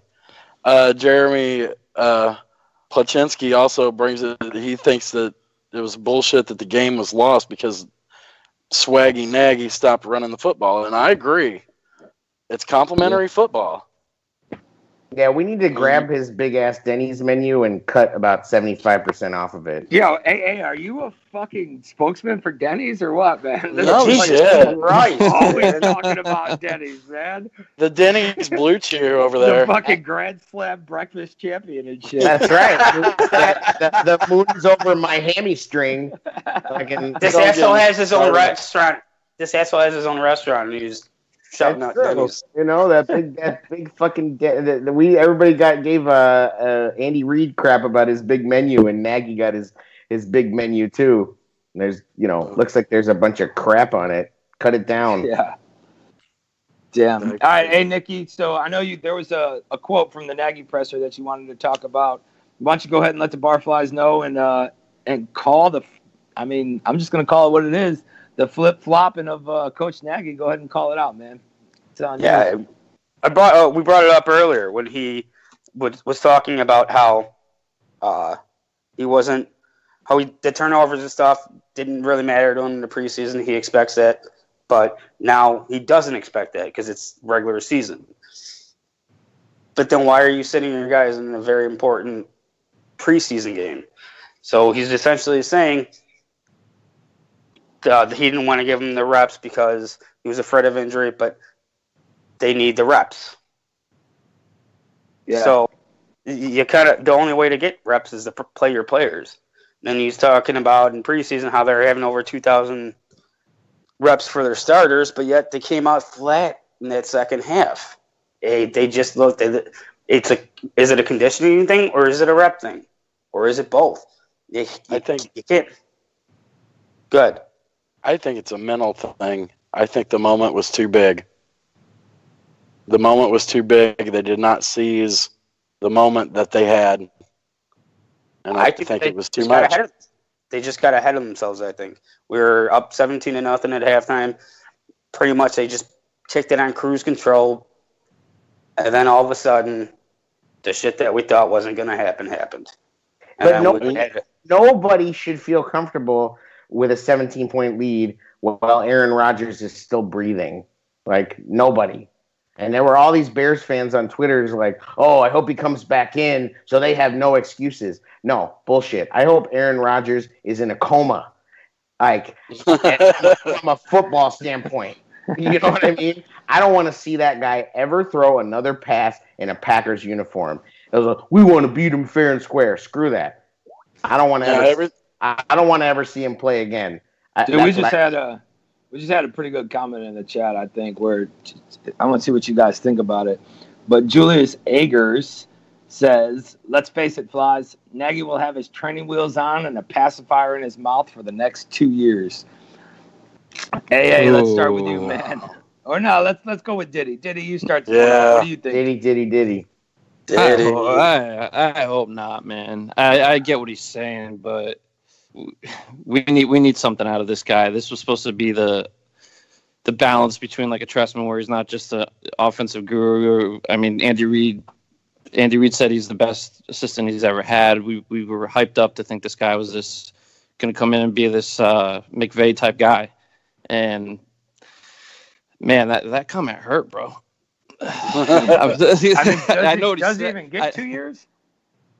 You know what I'm saying? Like, if he, I would think so. Yeah, especially, I mean, like they brought up in one of the barroom shows where they had the guest on, and he was saying about Bill Walsh, how he said you're going to see what you have in that quarterback at year 3. So they're going to give Nagy a pass. Probably they're probably going to let him have 2-3 years, I would think.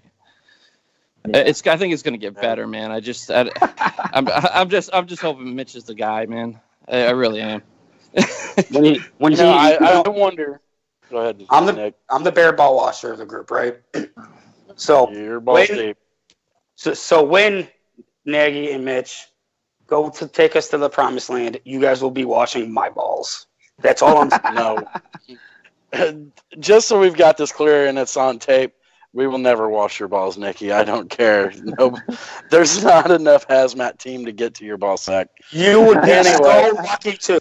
You would be so lucky too. What if what if we had a washcloth on a stick? No, the stick would disintegrate halfway there. Anyway, do you think coming out third quarter, we've got the ball. If we score a touchdown on that drive, I don't think Rodgers comes back. I think they sit him. Bullshit. It's a 24-point lead. Nah, he was in the locker room getting the Ivan Drago fucking drugs pumped into him. He was so ready to come back. Danica was giving him the pit crew treatment. I mean, it was time. He was coming back. There was no fucking way, because you know what? You want to talk shit about that guy, but he wants to beat the Bears. He lives the Bears. Now, did you guys hear they were doing a documentary on him too? So it's almost like, was that a made for Hollywood moment? Where he went and spent a week with Brett Favre for that documentary too. Yeah. Oh God. Yeah, I heard about all that. Yeah. It's two of them just sitting around with no shirts and Wrangler jeans. Just can we move on from the fucking Packers with their cowboy hats? Hey, but here's the thing: is how many rookie Bears first coaches have beaten the Packers? Right? Isn't that a thing that people were talking about? Yeah. And, so we have another game with them, guys. But how did that go? I'm saying, how did that go? It wasn't necessarily a barometer for long-term success, except for the last 3 coaches that we fired, I guess you can add Lovey. Either way, they all have beaten the Packers in their first game against them. So maybe it's a good thing. Yes. Hey, who do we play Monday? We play Seattle. Yeah. This is I think we need to be on to Seattle.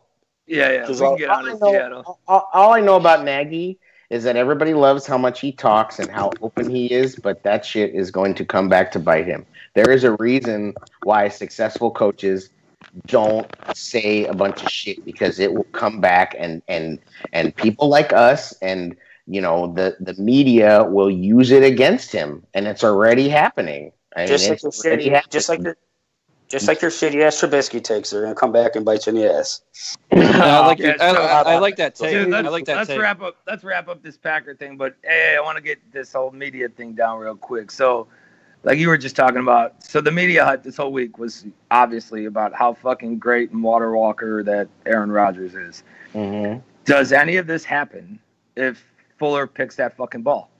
I mean, no. If he picks that ball, would the deep throating fucking be over with, and the whole Aaron Rodgers thing? Yeah, it's the whole game. I mean, we could throw out all this other conversation. Mitch gets off the hook, everybody gets off the hook if Kyle Fuller, who's making $20 fucking million this season, squeezes the football that was thrown to him, thrown right to him. I think he was the receiver in that play. I mean, the guy fell down or whatever, but the guy, I mean, he dropped the ball. That's brutal. That is brutal. And no, we're not having this conversation. We're not talking about any of it. Chris Collinsworth would have probably thrown his headset down and be like, well, what am I going to talk about for the rest of the game now? Because I had all my Aaron Rodgers drops ready to go and, this, that, and the other. And Deshaun Kaiser spends the night at my house on the weekends. Fucking But can I tell you what, though? I swear to God, unless Kyle Fuller runs that in for a touchdown, I'm not 100% sure the game's even over. The way the offense was going. So we get that. He gets tackled. I don't think the offense could get a touchdown at that point because we would probably come out spread wide and we're in field goal range. All our tackles are in. Yeah, we'd have a field goal. But that doesn't necessarily salt away the game, right? It puts us up by 2 scores. Yeah. I mean, this didn't come down to one play, guys. This was an epic meltdown on every single player on this team. That we got a field goal later when we decided not to run the ball twice. Yeah. Put us up. That's what I'm saying. So if Fuller gets that interception, it needs to be a pick 6.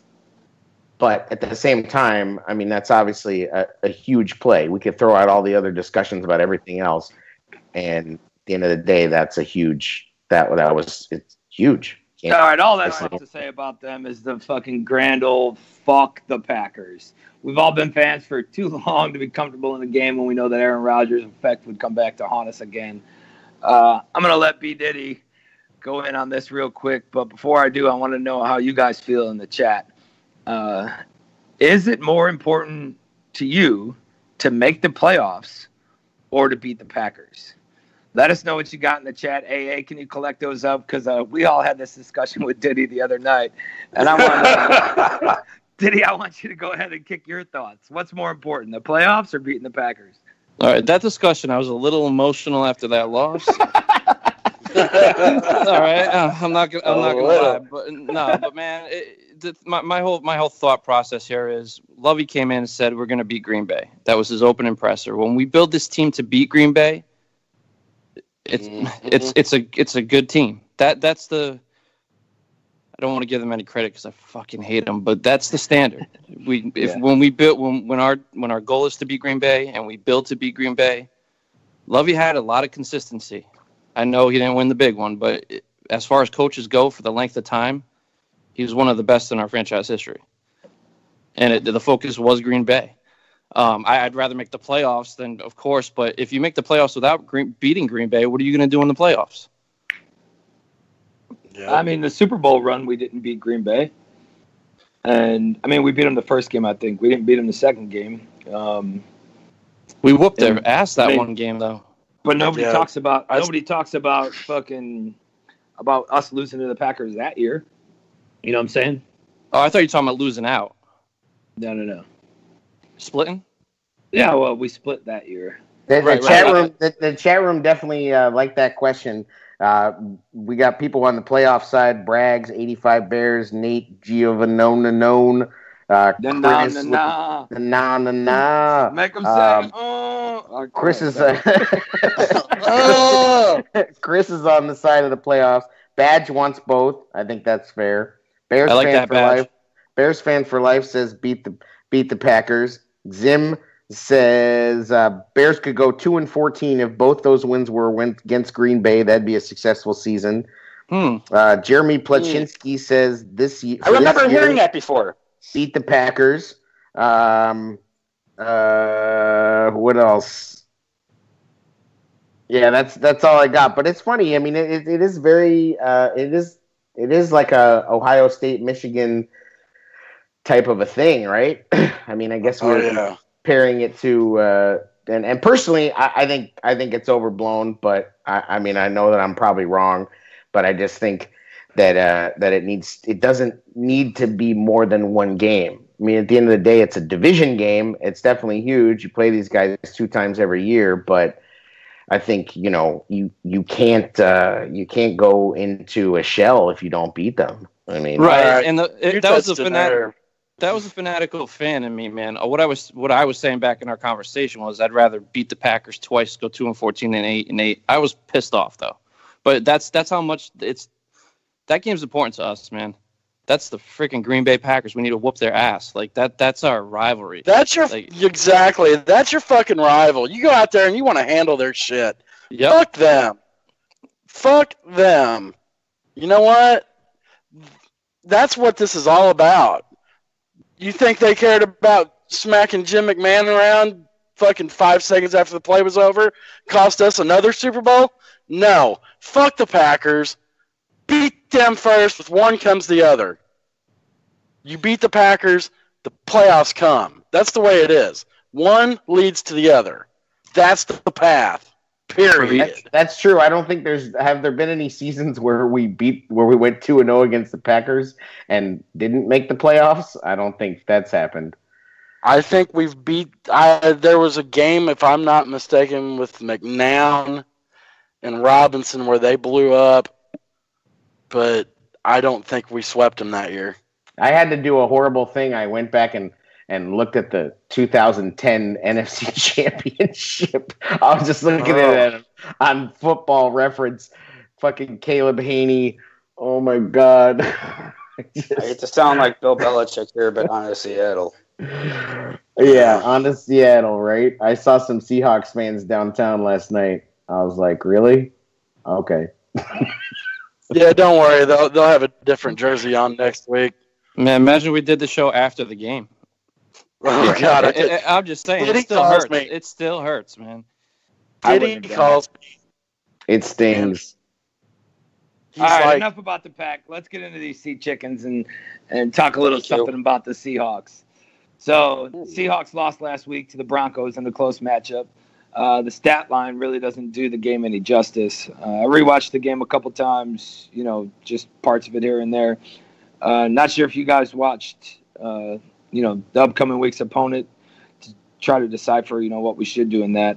But I got my thoughts on how we should attack. Last week, obviously, it was the nail biter, 24-23. They dropped the game to the Broncos. The Seahawks came in with some sneaky good weapons, man. Now this kid, this tight end Dilly, he went off in that game. Dilly. Dilly. I think is it Disley or Dilly? It don't matter. Yeah. Either way, tight end Dilly came out. Dude, this kid went in and had a lot of receiving yards and killed the linebacking core of the Seahawks. Diddy, how do you think that does up against our linebacking core that just basically got beat with a bunch of under routes and cross patterns? Yeah, you're right, man. That kid stuck out to me watching the game. He's going to be dangerous. He's I liked what I saw out of him playing the Broncos. I don't want to see that against us, but linebackers are going to have to be ready for him. He definitely. What do you have? Like 3 catches for 105 yards or something stupid like that? Yeah. I mean that's crazy. They definitely have to be ready for him. He definitely stuck out in that game. He was one of their biggest weapons. Yeah, he did. I mean, Seattle, they're like we were saying, they got some shady good players. They're using their people to their potential, and they got some dudes laying low. Now, Seattle came out and kind of, I would call it like a little carbon copy of our game plan with these short passes and little dinks and dunks. You see a better prepared linebacker group with this one due to the overall quickness at the position, or how do you see this thing playing out? I mean, I think that we should have the advantage. I mean, the Baldwin's out. Bobby Wagner's not playing. We're going against Brandon Marshall. I mean, we have to win this game decidedly. I mean, it can't be. They need to win this game like 35-10. As far as the linebackers go, I mean, they should be fine. I mean, we have, on paper in every category except for at quarterback, we have the better team. But the thing about Russell Wilson is that, he can get outside the pocket and he can do the exact same things that Aaron Rodgers can do. He's not the kind of passer that Aaron Rodgers is, but he can do those same things. You know, he gets outside the pocket, things start to break down. He can run for 20 yards. He can throw it 40 yards downfield. He can do a lot of things. So, you know, they gotta be disciplined and keep on covering and don't let guys get behind you. And, you know, they got to watch it. I mean, but the best defense is going to be a good offense, you know. So I think Jordan Howard needs to have a monster game. And, you know, at the end of the day, I'd like to see Jordan Howard, you know, get about 25 carries. And if he does that, we're in good shape, you know. You know, I think that the defense will do well as long as they don't over pursue and let Wilson, you know, go right up the middle on them. I want to see lots of Roquan. I think we just have to play 4 quarters, guys. I think we just have to play all 4 quarters. Yeah, I mean, obviously, but I mean, collapsing the pocket on Wilson is going to be a lot different than collapsing the pocket on Rodgers. Rodgers isn't going to be like Wilson, where he's going to take off and kill you with those big runs. Jerry, you think we come out with a linebacker spy on Wilson, or you think we try to go in there and collapse the pocket and just kind of overpressure him? I think you're going to see Aaron Lynch a lot in this game. He somehow, I think the one thing that I took away from Aaron Lynch is that he didn't really let Aaron get outside of him. You know, he kept his responsibilities on that outside edge when he played. So I say we try to keep him in the pocket, and that's going to be tough because he can move in and out pretty quick. Yeah. The guy I'm worried about is Tyler Lockett versus our DBs, if you want to know what I'm really worried about, because that dude can flat fly. He can just flat out shit and get. Yeah, shit and get. And there's one guy we're not. What about Brandon Marshall, man? In the red zone.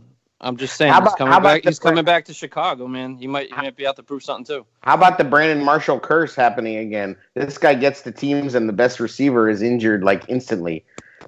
Gets to the Giants, OBJ's out. Gets to the Seahawks, Doug Baldwin's out.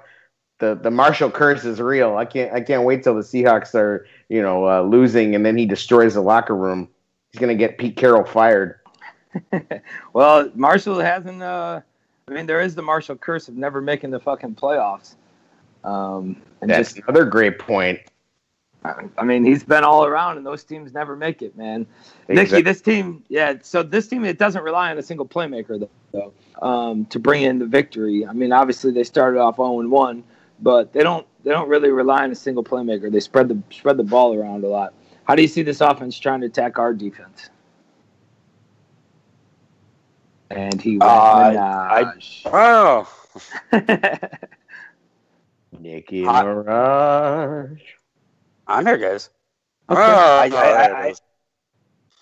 I personally believe that the Seahawks are going to try to.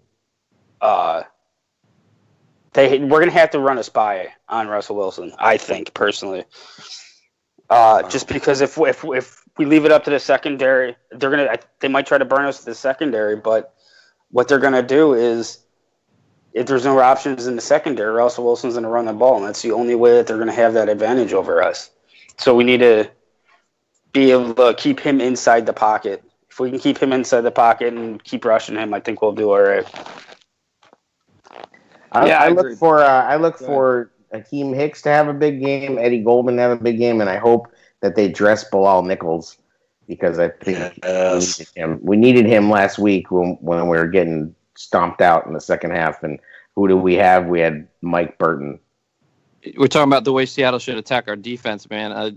Vic's defense is, I'd slant the shit out of him until he can stop it.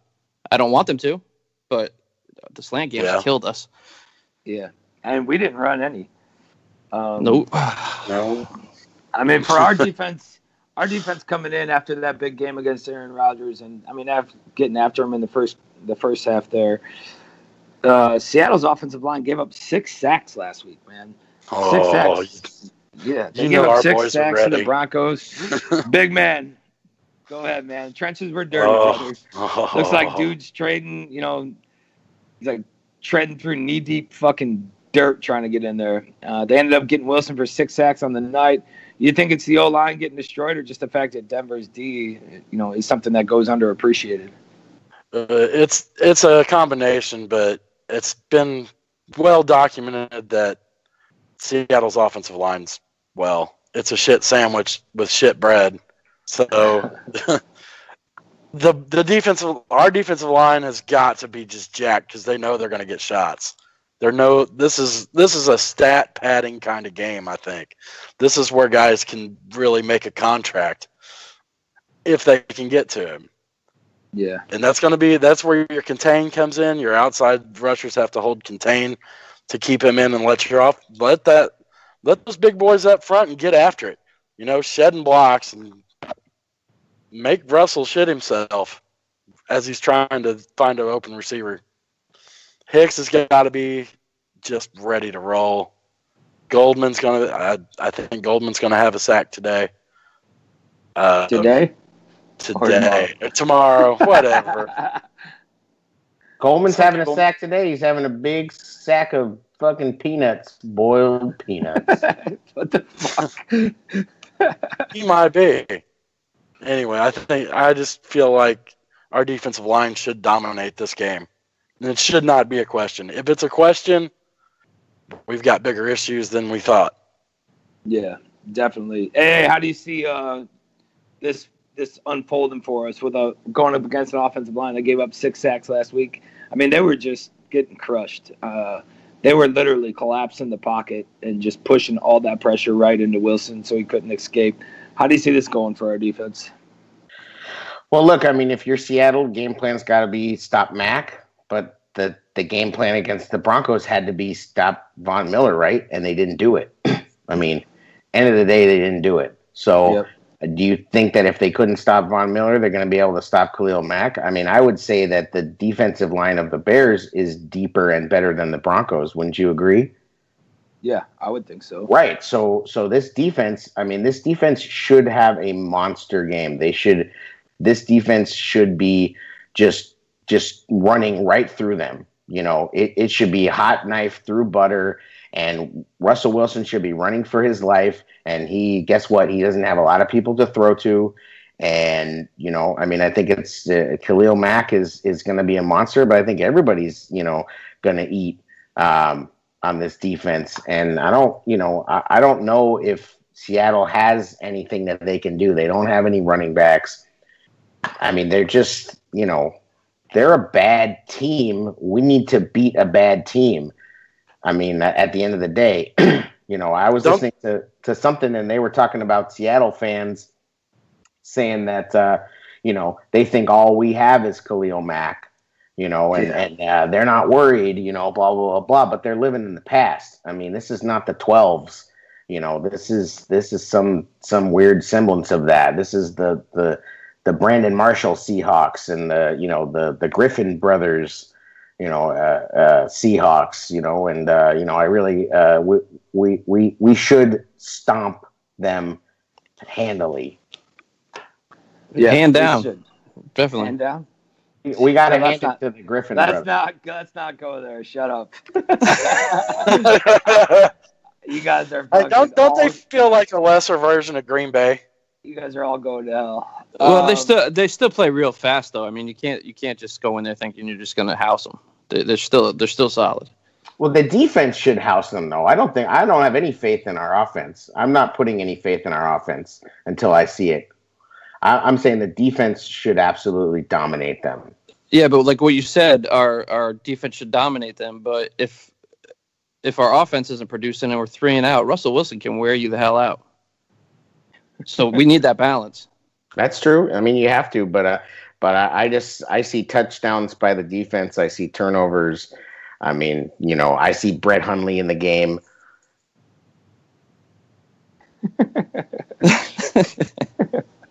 Diddy. So Wilson came out, man. He threw for 298 yards, 3 touchdowns, and 2 picks. The pressure's on our DBs to perform, man. We'll get into Seattle's rushing game or lack thereof here in a minute. But with that Wilson basically being their only weapon. And granted, obviously Denver lost some key players in their secondary this offseason. But how do you think our DBs handle this quarterback and basically the only way that they can move the ball? I think we need to get pressure. That makes the DB's life a lot easier, man. We need to get consistent pressure, make him uncomfortable, make him throw in awkward positions, and that's the key. I mean, if they're left out hanging, it's very hard to stay with a wide receiver when your defense is getting no pressure. It makes the defensive back's life miserable. So we have to make him uncomfortable and get to him consistently in order for the defensive backs to be able to do their thing.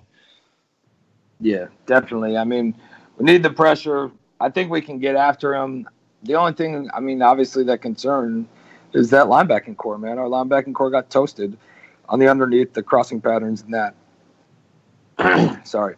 So their running backs totaled for 64 total yards rushing for Seattle throughout the game.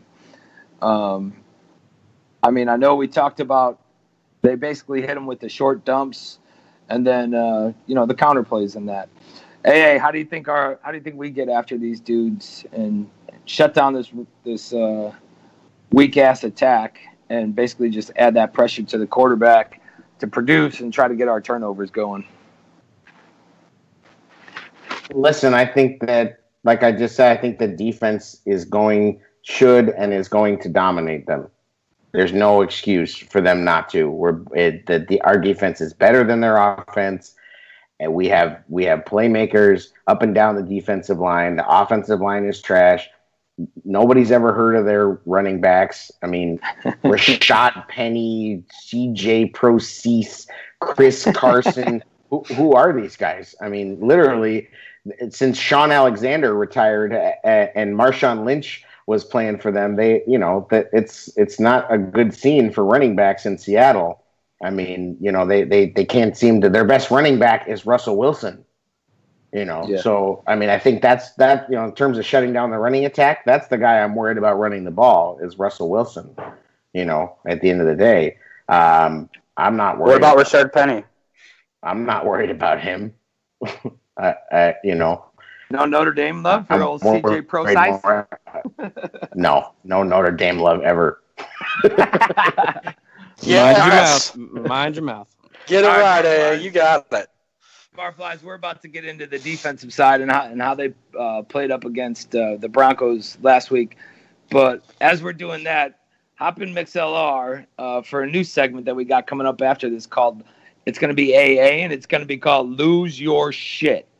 And losing your shit is, if this happened in the game, fill in the blank, I would totally lose my shit. So get in the chat. Let us know what in the game would make you lose your fucking shit if it happened. And we're going to roll into this defense here. Now, Seattle's defense, it was a close game, but they got fucking destroyed all the way around. They only had one sack. We'll start with that first. So Seattle's pressure up against the Broncos, they ended up with one sack in the game. One fucking sack on Case Keenum. AirJer, you think this one sack maybe makes Trubisky realize that he doesn't fucking have to scramble and he sits in the pocket and delivers the ball, or what? Well, I think it's a mindset with him. He's got to feel it. If he feels pressure, step up. Especially, we've all seen the screenshot with Trey Burton open. There was about 10 yards of green right in front of him. He could have ran just as easily. Yeah. But, I think that goes back to confidence and feel. If he's got the confidence and the feel of a great starting quarterback that we want him to be, I don't feel like their pass rush will be anything as far as anything that he can't understand and handle. I think he can. I think he'll be able to maintain and do well. I think this is the game for him. I really do. It has to be, right? It has to. He's got to show the potential and the ability to bounce back, the ability to let the loss, the Green Bay loss behind him and come out and, not let that shit ride on him. But this defense, Seattle's defense was it was disgusting, man. Keenum came out. the best thing about Seattle's defense was Case Keenum throwing damn picks to like wide open fucking DBs. He was just getting picked apart. He wasn't looking off safeties, and they picked him 3 times. But Keenum came out and threw 3 touchdowns and went for 329 yards. Nicky, I mean, Case Keenum went crazy on these dudes, but still managed to throw 3 picks. You see the secondary being the strength, or does Mitch just come out there and light those fuckers up? No, come on. Mitch comes out there and lights those fuckers up. That's what I was expecting from you, but I'm going to go around the room here in a second. I mean, like, Mitch is going to make that secondary look like he's playing in 8th grade or 6th grade football league. Come on, man. You Mitch mean is like gonna come out there when he missed that 8th grade pass to Aaron Robinson in the corner, that 8th grade style? Hey, boom. There's always room for improvement. Okay, Mitch is gonna ball out. Watch, book it. Mitch is gonna throw for 3 touchdowns this game. You watch. Hey, what do you think, man? Do you think he's gonna come out here and tear these dudes apart, or do you think we have some mistakes and start to get our second game look at Mitch? I think he's going to have a good game. I don't think he's going to have a great game. I think they need to run the ball. I want to see lots of running the ball. I want to see them take some shots. I want them to involve Anthony Miller. I think Trey Burton is going to catch the ball and be open and be involved. But I definitely do not think that Mitch is going to come out and throw for 300 yards and 3 touchdowns, or, I don't, after that second half and seeing, how he looked, I mean, I don't think that's smart for us. I mean, I don't want us to play John Fox football, but at the same time, like, I don't think, he's the guy to be just slinging it and going for 60-yard bombs. And I don't want to see that. We have a good defense. We have a great running back. We potentially have a great defense, and they need to ride those things, and Mitch needs to pick his spots. Yeah. Now, I mean, Denver did come out and they put up 146 rushing yards on Seattle, and it just seemed like everything kind of worked for them. When Keenum wasn't throwing interceptions, everything pretty much just worked for him. Diddy, you coming out here and attacking Seattle with your rushing game, or are you coming out and trying to get this ball slung around the field? I'd like to see a nice balanced attack, but I really like to see Mitch light these weapons up, man. I really just want to see that. I mean, we there's such a stacked wide receiving core, and I'd like to see the balance. We need to use Jordan Howard more also, so just a nice balanced attack, but I'd like to see them ball out a little bit with the passing game. Yeah. I know, AirJer, I think I know how you feel, man. Where are you going? You feeding the rock to Howard all game and getting Cohen involved, or are you trying to sling this ball around?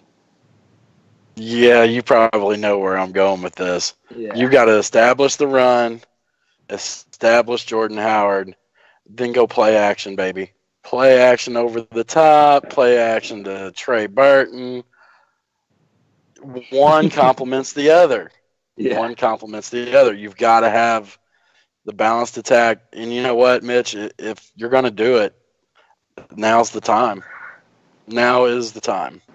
I honestly believe that this is a defense that can be had, especially with the injuries, especially with the injuries to the linebacking core.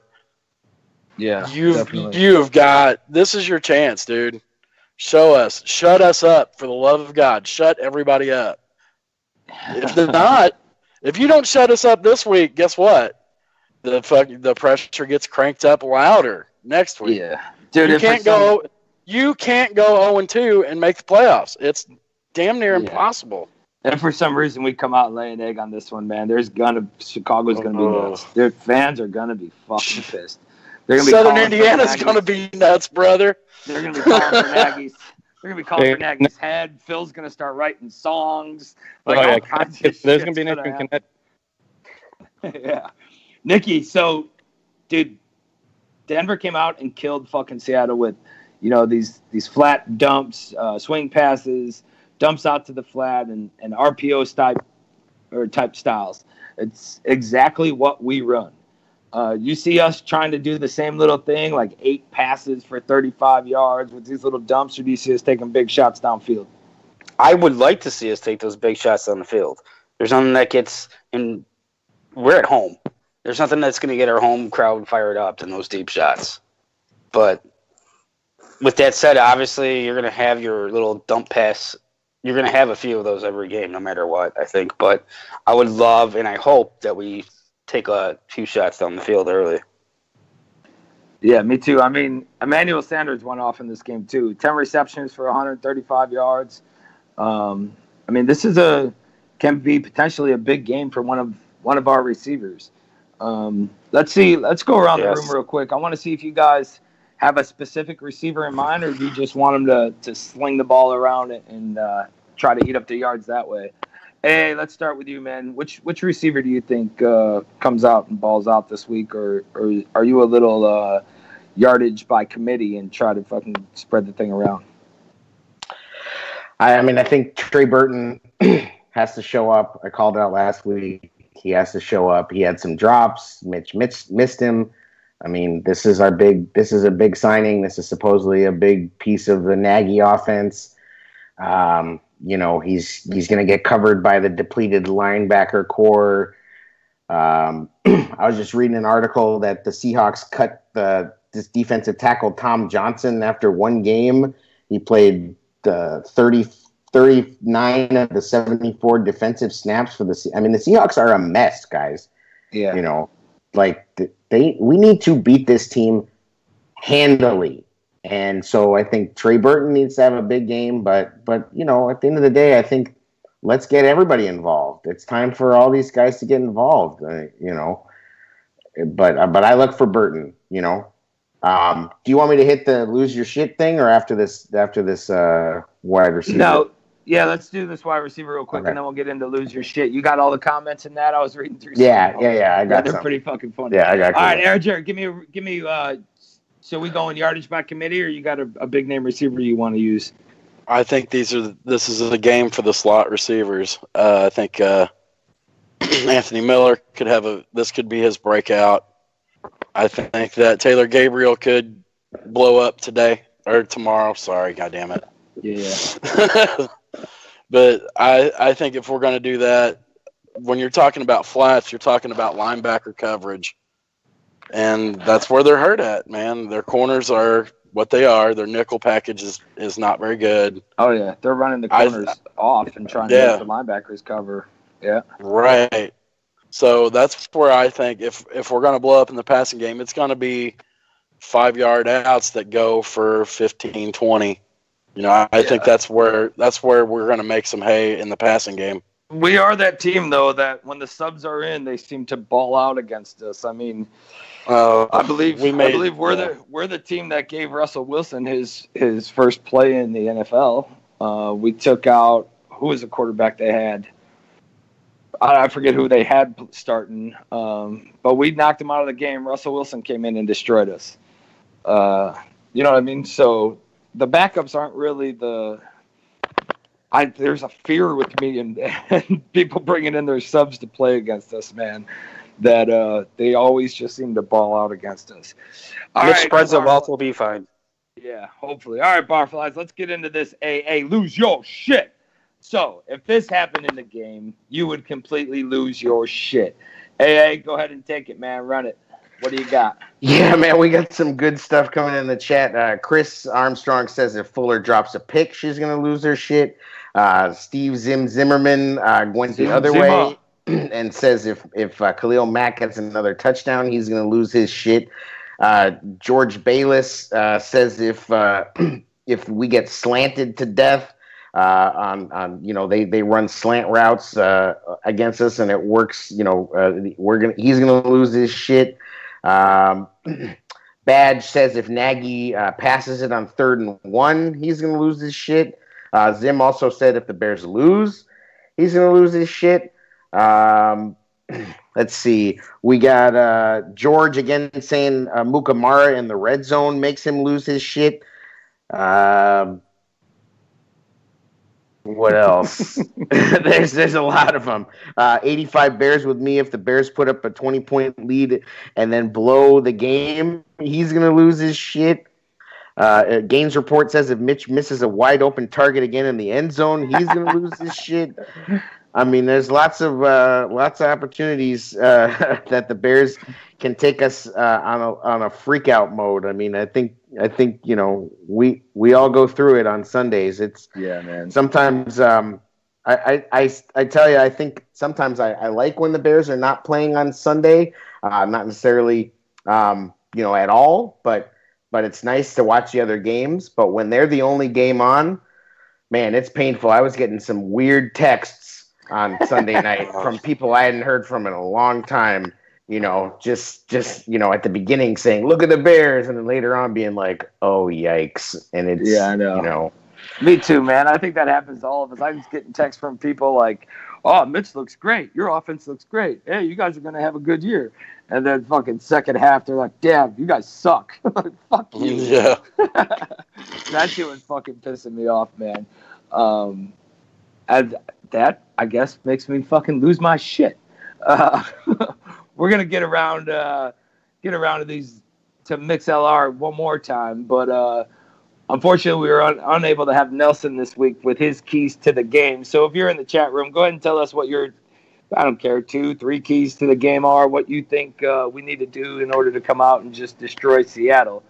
And we're going to go ahead. I don't think we have a drop for this man, D-Diddy, and his wet dream team. I'm sure. You know what I would do, though? If I would lose my shit if Griffin picks Mitch off with his nub. I would lose my shit. Oh, God. Just when you thought it was safe. Jesus. That's fucking horrible. Let's stand up and give Diddy a big hand for that comment. We're not playing that game. We're not going to go in talking about this team's disabilities. We got Phil in the chat room. Draft Dr. Phil says if we don't see 20 plus Howard carries at home, he's going to lose his shit. Yeah, because he drafted him number 1 in his fantasy league, and he's trying to win a game.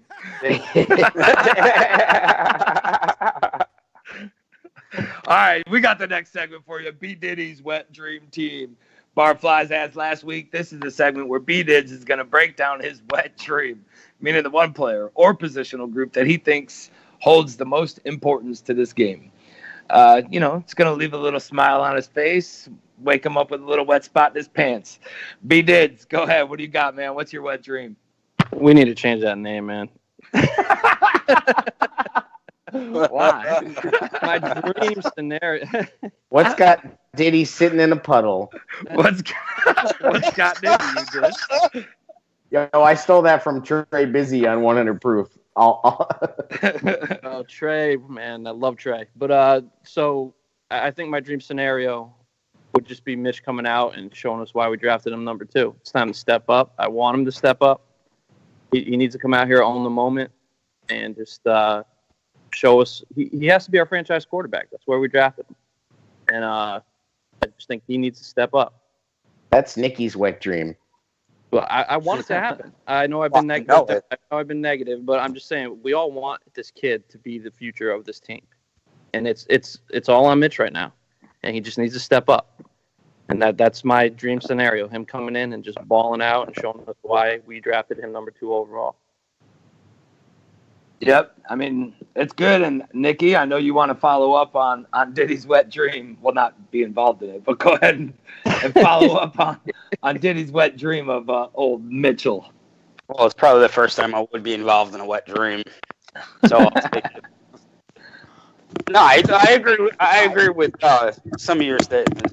Like, Mitch has got to step it up, and he will. But my wet dream, I want us to play all 4 quarters of this game. Okay, I don't want us quitting at halftime.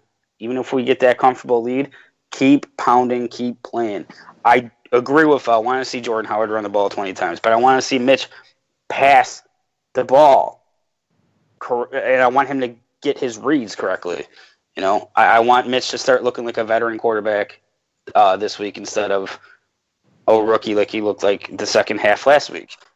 Now, with that said, I have nothing but the utmost faith and confidence that that's what's going to happen. I'm telling you, he's throwing for 3 touchdowns, and I'm on the Mitch bandwagon. So, but I want to see us play all 4 quarters of this game. Yeah, definitely. Hey, what you thinking on this Mitchell thing? You trying to Mitch come out and just ball out and go with it, or are you trying for more of a John Fox offense and push the ball down their throat until they can't have no more? I'm happy. I'm happy with a victory. I mean, I don't need Mitch to light it up. I just don't want to see him throw the ball away. I don't want to see him look tentative. I don't want to see him look scared. If he looks confident and he stays in the pocket and he trusts the plays and he trusts the progressions and they run the ball, don't forget, if he's running these RPOs, it's up to him a lot of the times if they run the ball, So, if he's playing well and he's recognizing that they have the opportunity to run the ball and he hands it to freaking Jordan Howard, then I'm good. I do not need to see 300 yards and 3 touchdowns from Mitch. I mean, that'd be awesome. But this defense and this running back, and they could easily beat the Seahawks without any of that stuff happening. I just don't want to see scared Mitch from the second half. That's all. Yeah, exactly. So we got D-Diddy's Wet Dream Team, and he wants to change the name. Barflies, if you got a name that you think it should be changed to or how you think it should go ahead, throw it in there. Diddy's not happy with the name, and if he's not happy with the one you pick, I'll use it, and he'll just have to go ahead and roll into the next one. Well, I have to talk about Rachel Bush every week if you really want to know what it would be. All right, saddle up, Barflies. It's that time. The Baloney Pony Express. It's where the Baloney Pony himself, AirJer, is going to break down which defensive player we are trying to lay the wood to on Monday night's game.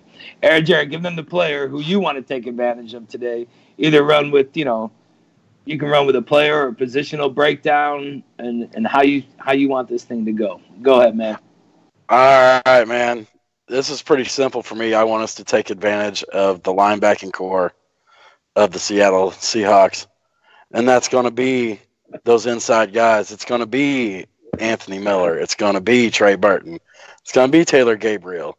I want to see Allen Robinson run across the middle with a nice slant, just to really fuck with them. And then the biggest thing I would love to see is to see our guards, get out on that second level and just destroy them, and see Jordan Howard just, having a nice little jaunt. That guy, Jordan Howard, does he not look phenomenal? I mean, did he not look great against Green Bay? And what did we do? In classic Bear fashion? We get fucking amnesia. It's like, oh.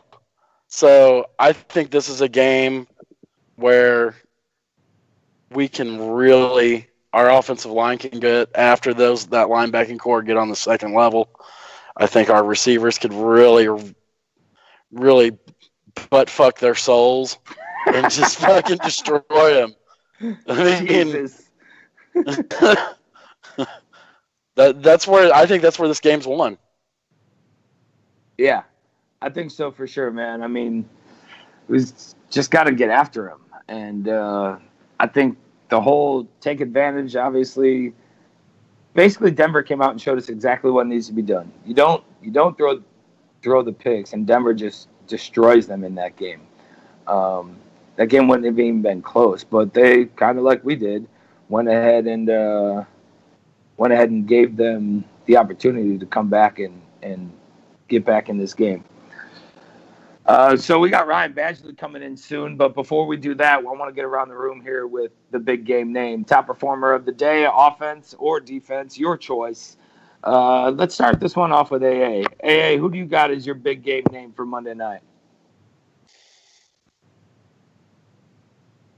Is there an AA? Hey. Who did I pick? Oh, man. I'm going Who did I fucking pick? I can't remember. Wow.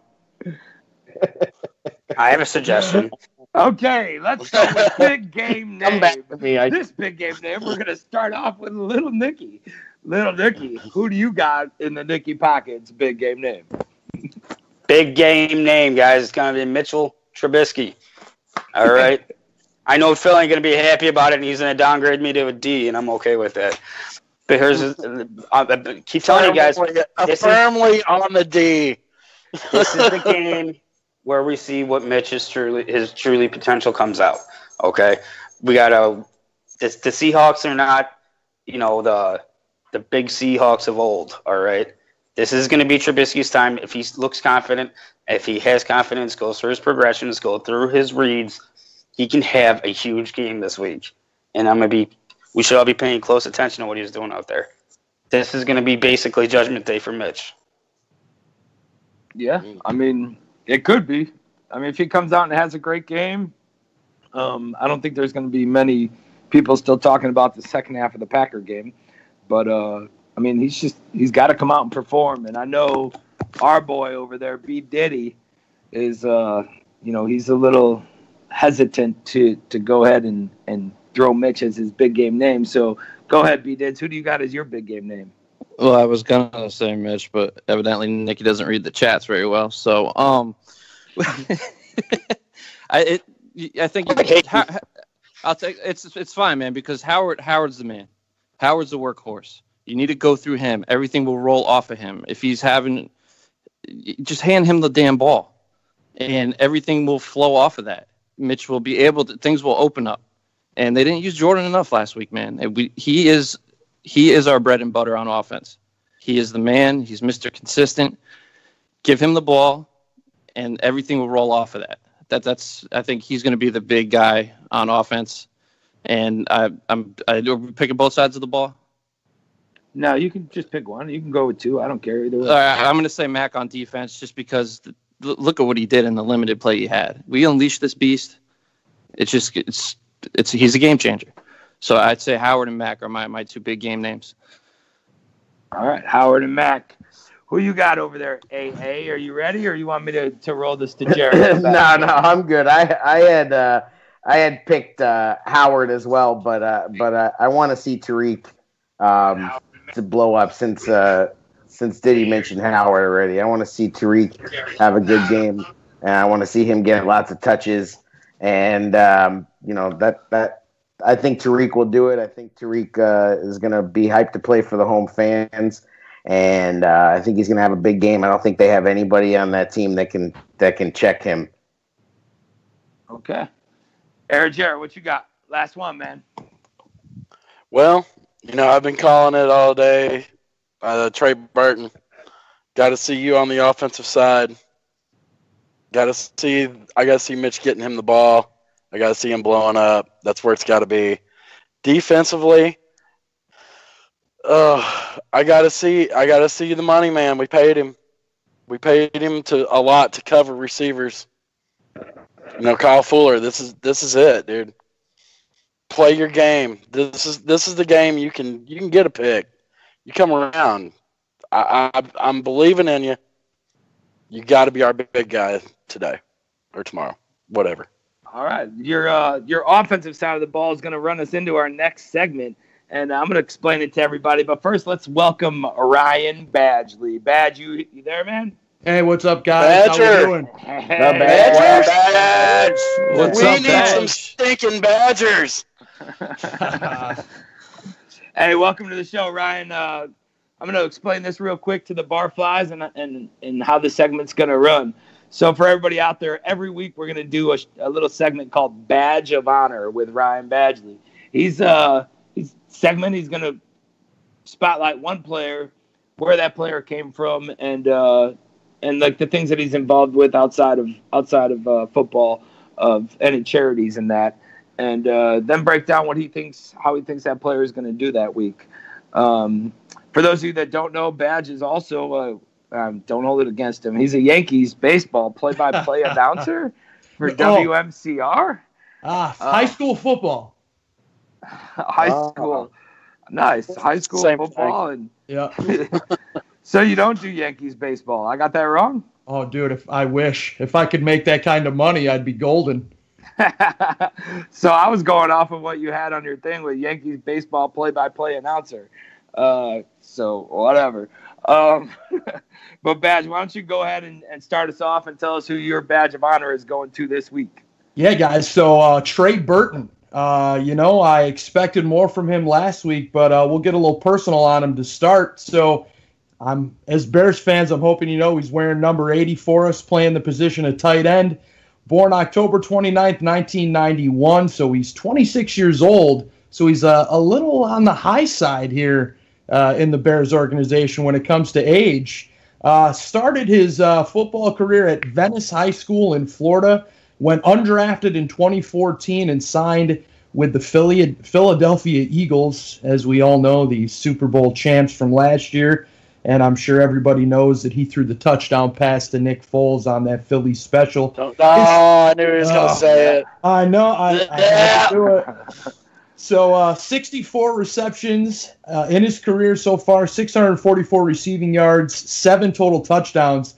And remember, he was a special teams guy for the most part in Philly, so he's got 31 tackles in his career as well. The big thing for Trey, he's supporting a great charity organization, the Philadelphia Children's Alliance. It's a nonprofit organization that promotes healing and justice for child sex abuse victims in the Philadelphia area. And according to their website, the organization collaborates with partners in child protection, law enforcement, and medical and mental health services to provide forensic interviews, victim support, and counseling services, which is just a fantastic charity to be involved in. And he donated a lot of money, signed a big deal last year with Philly for 1 year, and donated a lot of his salary to this organization. So being a father myself, I got a 15-year-old daughter. This is something I can totally get behind with Trey Burton. So I'm ready for my prediction for Trey for the week. So you guys were talking about Aaron. Totally agreed with you, brother. Thinking he needs to be a big factor. I think, too, with Jordan Howard in the run game, opening up the running game, it's going to be a factor for Trey Burton as well. 6 catches, 84 yards, 2 touchdowns, a rebound game for him. And you know what? You guys talked about it. Bobby Wagner out, KJ Wright out. Yeah. Earl Thomas, you're probably going to see him a little bit on Trey Burton. Shaquem Griffin and the newly signed Michael Kendricks. He's going to tear these motherfuckers up. I'm feeling it, boys. Yeah. Yep. That's good for me because, of course, I got him sitting on one of my fantasy teams in the Barroom account, and, I'll take it. Hey, Badge, that was awesome, man. It was a good breakdown. Besides the football thing that obviously we're always looking at, I think it's good to let the Barflies, let fans know the charities that these guys support and, are in. And granted, it's in Philly, but whatever, man. As long as he's doing something for somebody, I mean, it still shows, how real this dude is and that he cares about the communities. Absolutely. Great guy. Yeah, man. And so what do you guys got? You got AA. What do you think about Badge's breakdown and Burton and everything that we got here? Hey, man, I think it's great. I think Burton's was a solid signing. I think he needs to have a big game. He has to be there. But I think Badge brings up a couple interesting points, which is that the guy doesn't exactly come with the back of the football card filled up with stats, right? I mean, he's a guy that showed a lot of potential, but he played behind Zach Ertz. So everybody's kind of betting on the potential, and you know what? I think that's great. The Bears have done a great job on the PR front, on the social media front, and I've been drinking the Kool-Aid and been loving it. But I had this kind of twinge yesterday about I'm tired of that shit. It's time to win some games. So, I'm tired of the backpacks from Akeem Hicks or whoever, and the guy who survived this doing the breakdown and all that kind of stuff. I'm being a cynical fuck, and I want him to win some games. That's what You're always a cynical fuck. That's true. I just want to say, Badge, great stuff, man, and welcome to the fam, bro. And thanks, guys. If you can, Well, hang out for a little bit, man. Absolutely. Yeah, Badge, you're more than welcome to hang out for these next game predictions. I mean, all of us went 1-2 last week, which was pretty fucking shitty. But then again, the ball washing group that we are kind of, fucked that one away.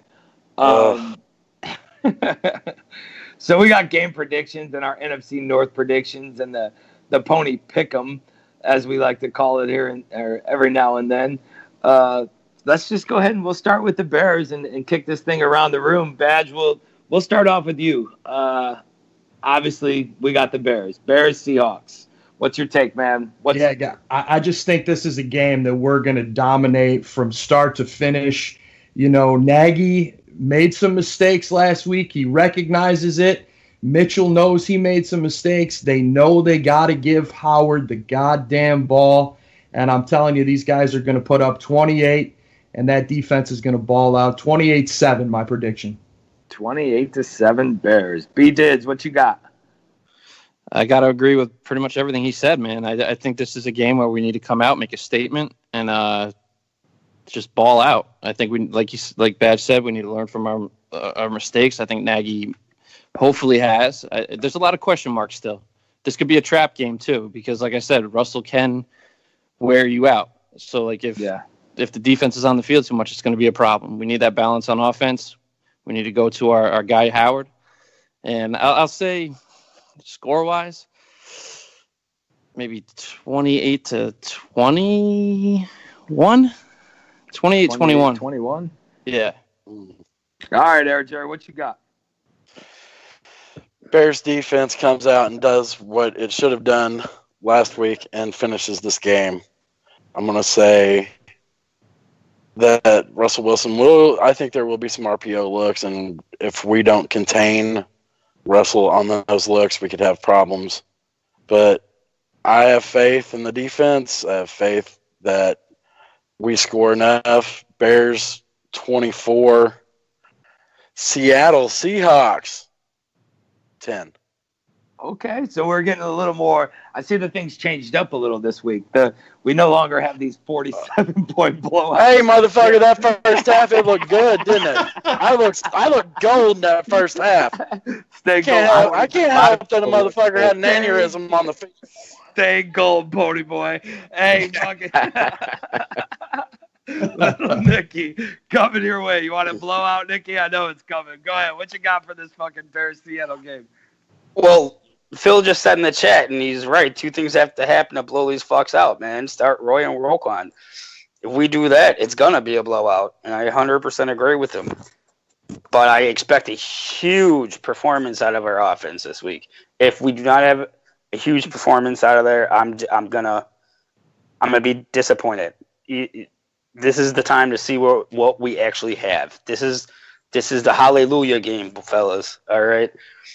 I'm gonna go 28-7. I wanted to say 10. I wanted to say 10, but I'm gonna go 28-7.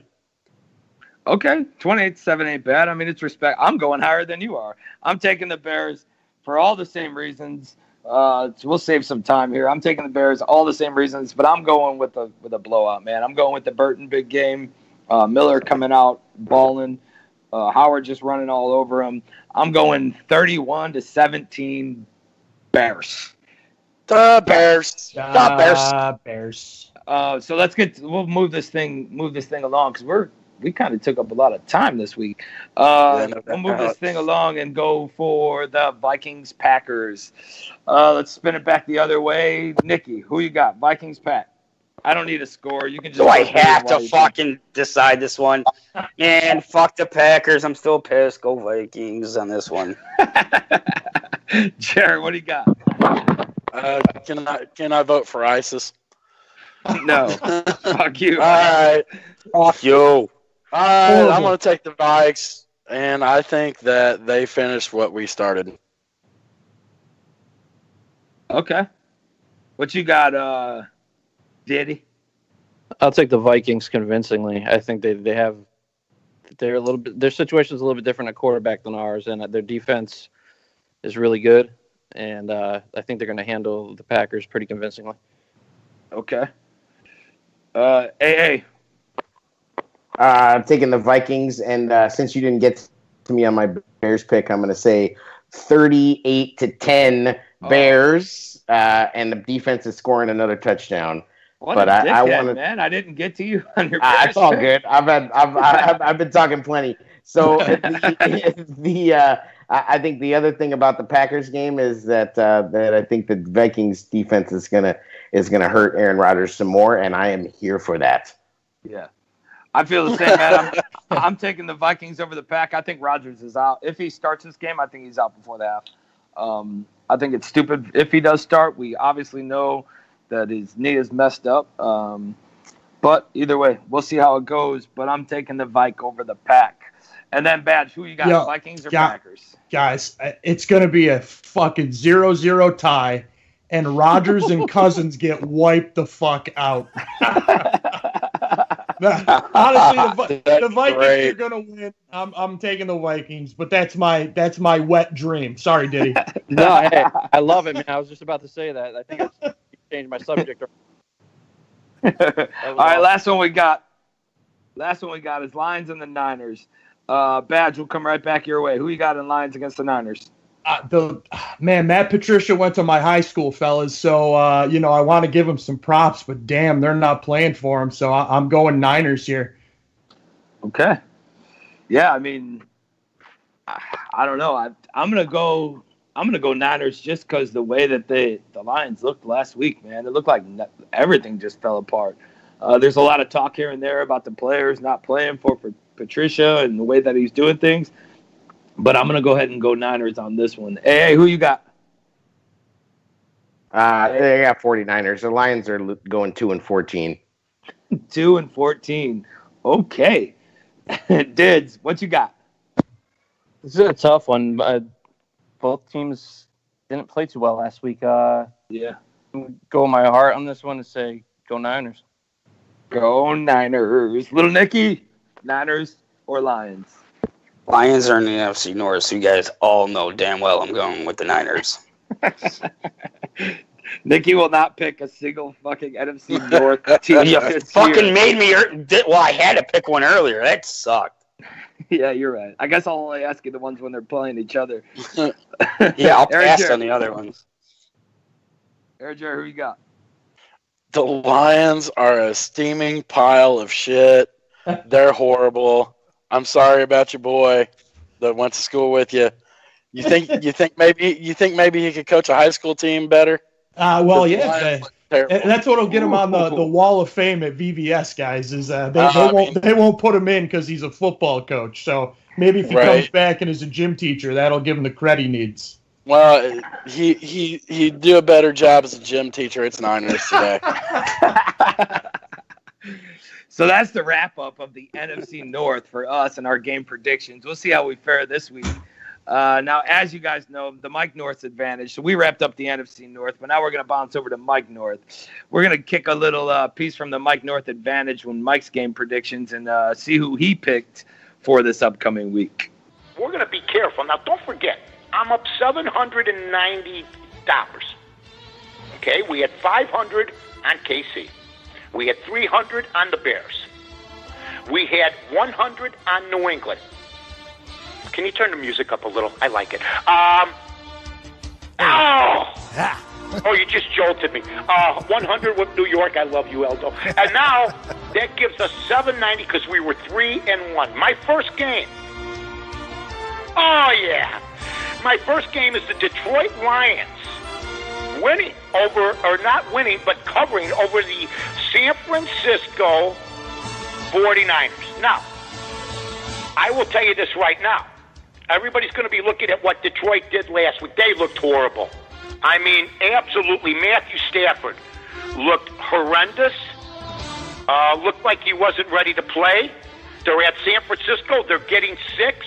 I think Matthew Stafford comes back, covers the 6. Maybe possibly the Lions win that game. And what I would do with the Lions, 50.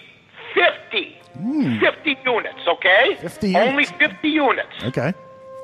Now, because I think the Jimmy Garoppolo bandwagon may start to empty out after a week 2. He did not have a good game in week 1. He came out of nowhere last year, shocked everybody, how good he was. They have more tape on him. They're preparing for him, and Detroit cannot lay another egg. So please, ladies and gentlemen, go light 50 units on the Detroit Lions.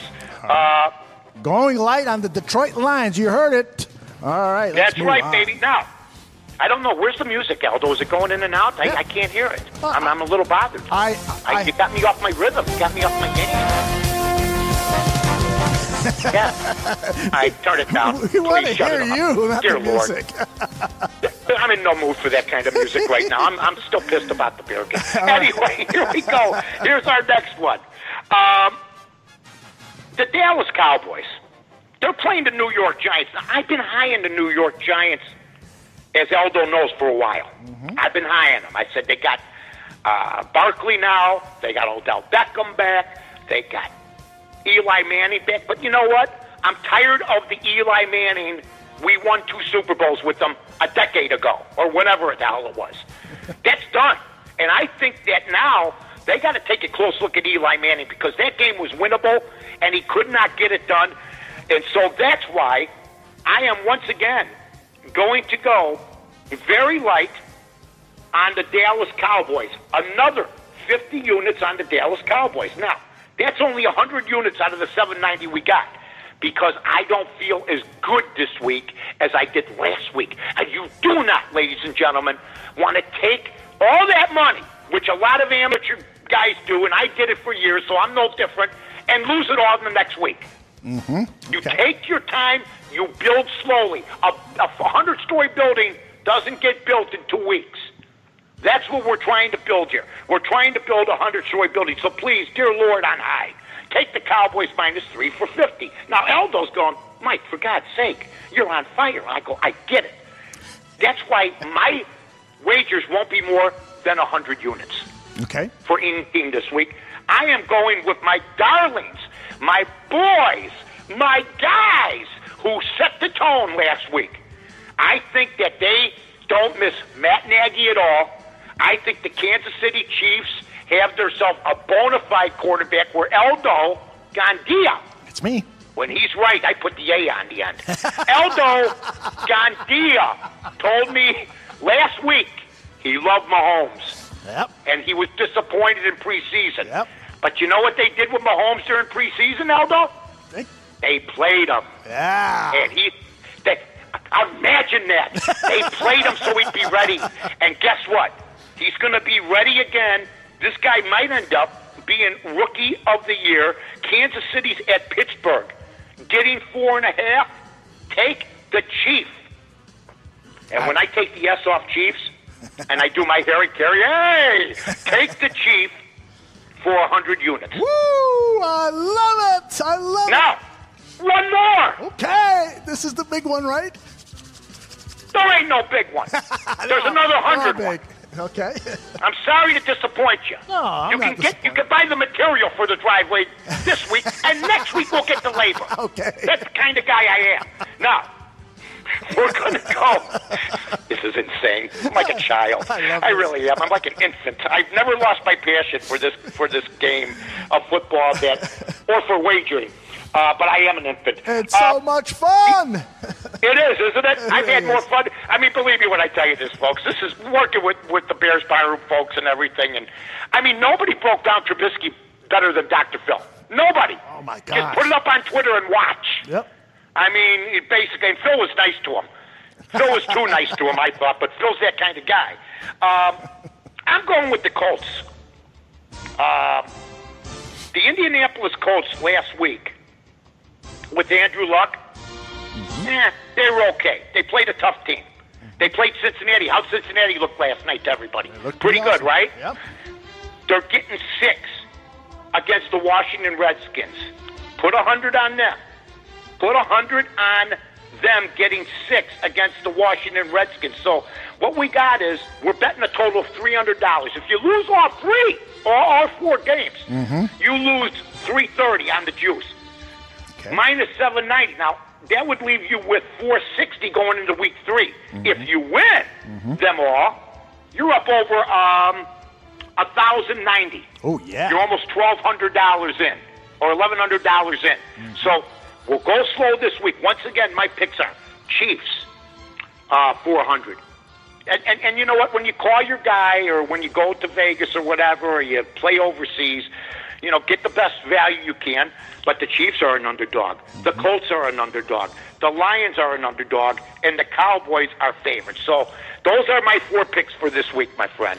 We went with a little north to north there, wrapped up the NFC North, went to fucking Mike North and his big predictions, you know, who he thinks you should go throw your money down on. And, hey, get out there. Start making your bets. Mike's doing pretty good. I mean, he's good at it. He knows, he knows his shit. You like what? I like his approach. You don't go out and blow your whole load on 1 week. That makes... I think that's where, as a novice bettor, you can really get yourself screwed in a heartbeat. Yeah. To put things into perspective, think about this, guys. The Barroom has Mike North. How awesome is that? Whoop, whoop. Way to go, Nicky. No, it's just great, man. It's just really cool. North is a man, man. I grew up listening to him, dude. Yeah, Nicky's got a new uncle. He's always been my uncle. He just hasn't done the paternity test yet. Why would he? Is that how uncles work? I don't think uncles work that way. What is it? Is he a uncle? We're still talking about it, but we'll see what happens, guys. Stay tuned for next week's episode. Can Aldo weigh in on it? That's how uncles work? Answer my phone calls. Nicky looking for that big birthday card. Hey man, I want that $790 loan. I'm looking for that $790. It's only going up from here, man. Dude's a smart guy. It's units, guys. Mike North is talking about putting down units. All right, man. Let's roll on to Tooch and the Goon Fantasy Injury Reports with a little start and sit. Tooch, Goon, you there? What's going on, gentlemen? What's up, hello, boys? men. Guys. Hey, we got the regulars on. We got Nicky, Diddy, AA, AirJer, and this week we also got Ryan Badgley in the house. Badge. We got Tooch and the Goon coming with some fantasy stuff. Yeah, I got Quincy and Noonwa. I just picked him up. Start him or sit him? Oh shit! Fire him. Let's go. I'm loving a noon one, man. I think he's a start for sure, especially if you got a flex spot. Sam Darnold says he's easy to throw to, and I think Noon was going to end the year probably as a wide receiver too, and maybe even somewhere in the middle ranges there. So I like what I see out of a Noon one so far. Mahunwa? What? A Noonwa. Hey, so let's move backwards real quick though. Let's go with last week's surprise players. Who you think came out and balled out last week that people had sitting on their bench? I think AA's bench scored like 200 points last week. Well, you know why? It's because I didn't listen. They told me to put Thompson and Stills in, and I'm like, didn't listen. There you go. Yep, that was all me. Right, two of your surprise players from last week that you had. I'm still reeling from scoring the second highest points and losing. You're welcome for that, by the way. AirJer. The pony. This was like last year where I went up against the high scorer every week and didn't win until week 6. We all did that. And that was with Trubisky at quarterback. You had Trubisky, AirJer? Yeah, I started him. Okay. I started. So did I. My surprise guy was Patrick Mahomes, who I ended up starting against Jer, and Tyreek Hill, and still lost. Somebody hold Nicky. Loser. I'm going to target Mahomes again this week because I want a piece of that Chiefs Steelers game where a lot of points are going to be scored in that one. So no doubt. Anybody in the Chiefs Steelers game, I'm going to be putting out there. Okay. little inside information. Chiefs Steelers. You got any players from the Chiefs and Steelers? Damn, Tooch thinks you should get them in the game. Goon, who do you got? Who were your surprise players from last week, or some guys that maybe were sitting on the waiver wire that people just got out and started getting after quick? I'm telling you right now, man, the surprise player last week is Andy Dalton. He absolutely destroyed it. He went through 6 touchdown passes, 508 yards, and only 1 interception. In our league, that's 55 points. That's just unbelievable for a guy that's sitting on waivers, unowned right now. So Andy Dalton looked really good in week 1, and I think he's going to improve on that. Maybe this is finally the year he can put it all together. So I'm interested to see what happens with Andy Dalton. So Marvin Lewis winning now, so he doesn't have to win in the playoffs. Those Andy Dalton numbers are like an entire season of John Fox football. Hey, question about that Bengals offense, actually, with the injury with Joe Mixon that he got hurt Thursday night. Yep. And they're calling it 2 weeks. I've been smart enough to in a few leagues handcuff with Gio Bernard. Yep. I don't know if that's a true handcuff situation. Yeah. How do you think that plays out in Cincinnati? You don't want to drop Gio Bernard like the barkeeper. Oh. Yeah. Oh, no. Throwing him under the bus. Question. I'm playing him this week. He can drop whoever he wants. Question. I'm 1-0. I'm 1-0, motherfuckers. There he is. He comes in with "I'm 1-0, motherfuckers." I got a question. What was your question, Nicky? I want to know. I picked up Lindsey from the Broncos on the waiver wire this week. Real deal, or is it a fluke? Personally, I think he's the real deal. I think he's going to kind of function as like a third down back, kind of catching passes like a Dion Lewis. So for me, the kid's the real deal. I don't know if he's going to have this many points as he did last week, but I still expect him to have a really good season. Yeah, I got a question also. I had LaShawn McCoy kill me last week, man. So I ended up putting Peterson in over him this week. Do you think that's a solid move? Adrian Peterson over McCoy? No doubt. No doubt. Adrian Peterson's got to be licking his chops. That Colts defense is terrible. And I know Tooch likes Adrian Peterson this week, too. Thanks, bro. Yeah, and speaking of Dion Lewis, man, how about him making Derrick Henry pretty irrelevant? Early. Yeah. I think that's a week 1 job. Hey, you got a question from the chat from Jeremy Plachinsky. Said he's concerned about running back. Should he start Cohen or Deshaun Jackson in his flex? The injury to Fournette makes me nervous, and I got screwed last week. That's tough. Deshaun Jackson, as long as he plays, he practiced this week, so I think he's going to play. As long as Deshaun Jackson plays, I really think that Ryan Fitzpatrick's going to keep looking his way. So I'd roll with Deshaun Jackson over Cohen this week. I'm going to go Cohen. Just the Eagles' defense is so good, man. Their pass rush is going to keep that game down. I think. I don't think Tampa Bay is going to put a 40-burger on Philadelphia. I'm probably going to. I like the Bears' offense against Seattle this week a little bit better, but it's probably even. You know, it's pretty close. We got Steve Zimmerman asking. I've got OBJ, Emmanuel Sanders, and Mike Evans. Can only start 2, and I can't decide. Give him some help. Start all 3. Why can't he drop 1 in the flex? But go ahead.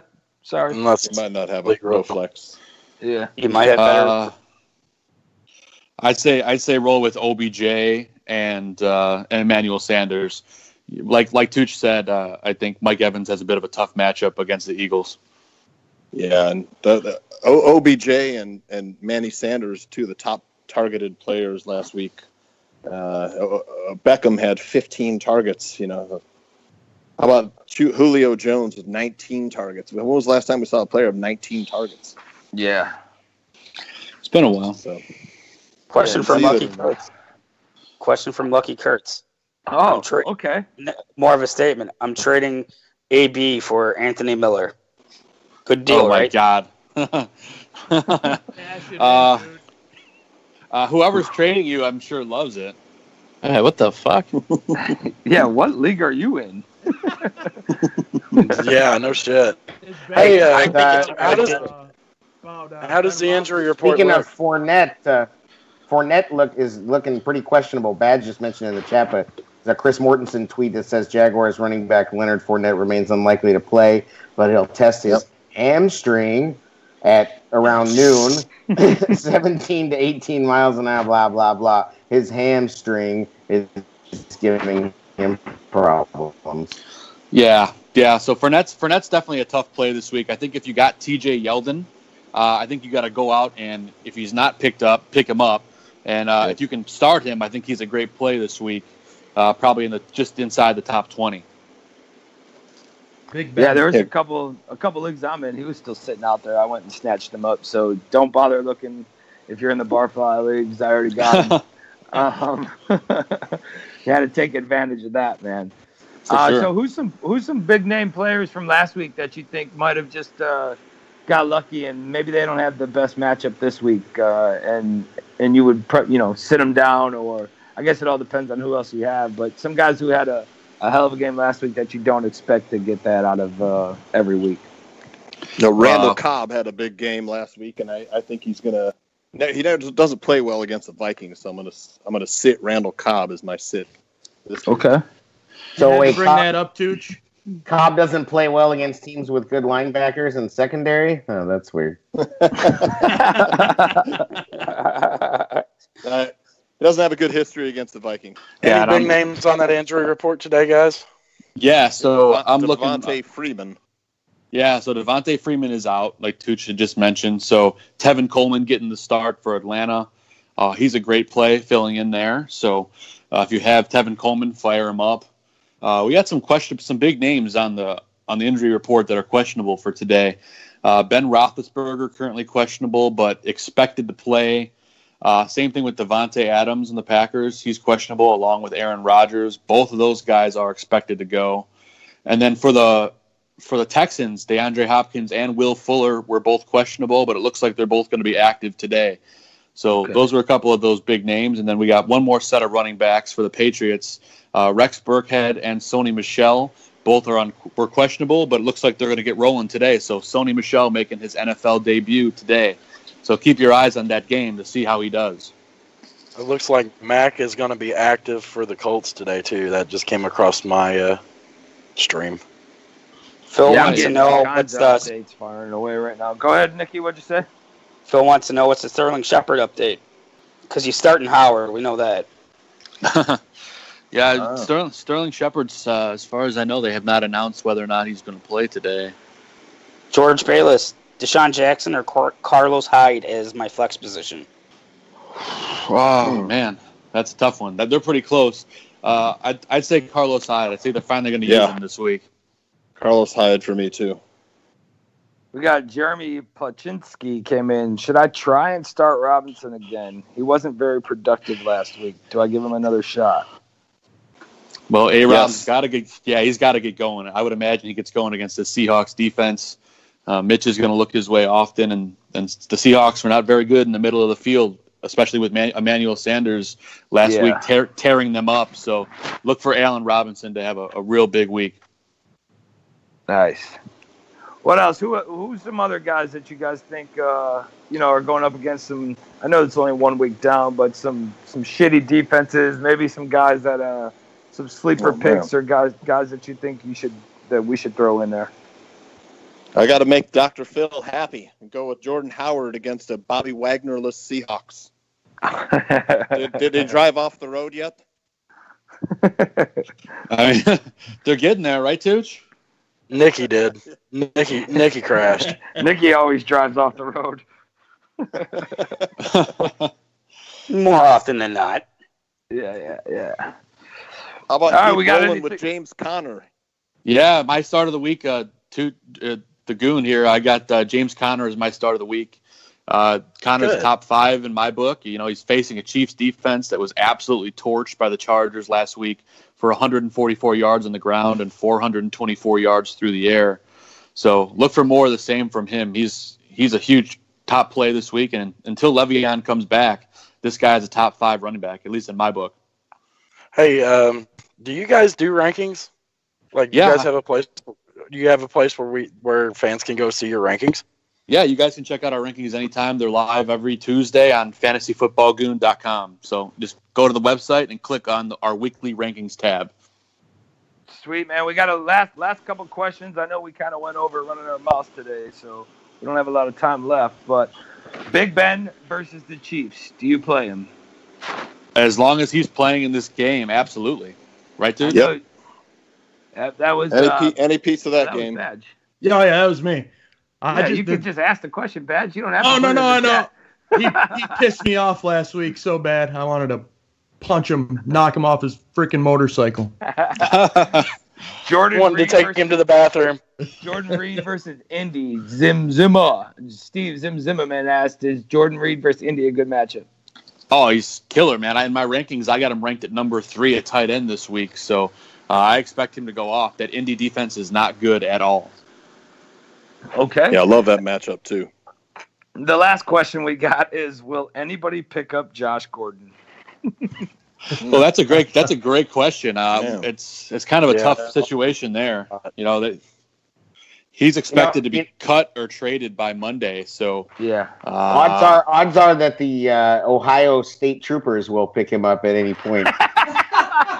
That was fucking perfect. That's great. Wow. Oh Jesus. Wow. He'll go to New England and ball out.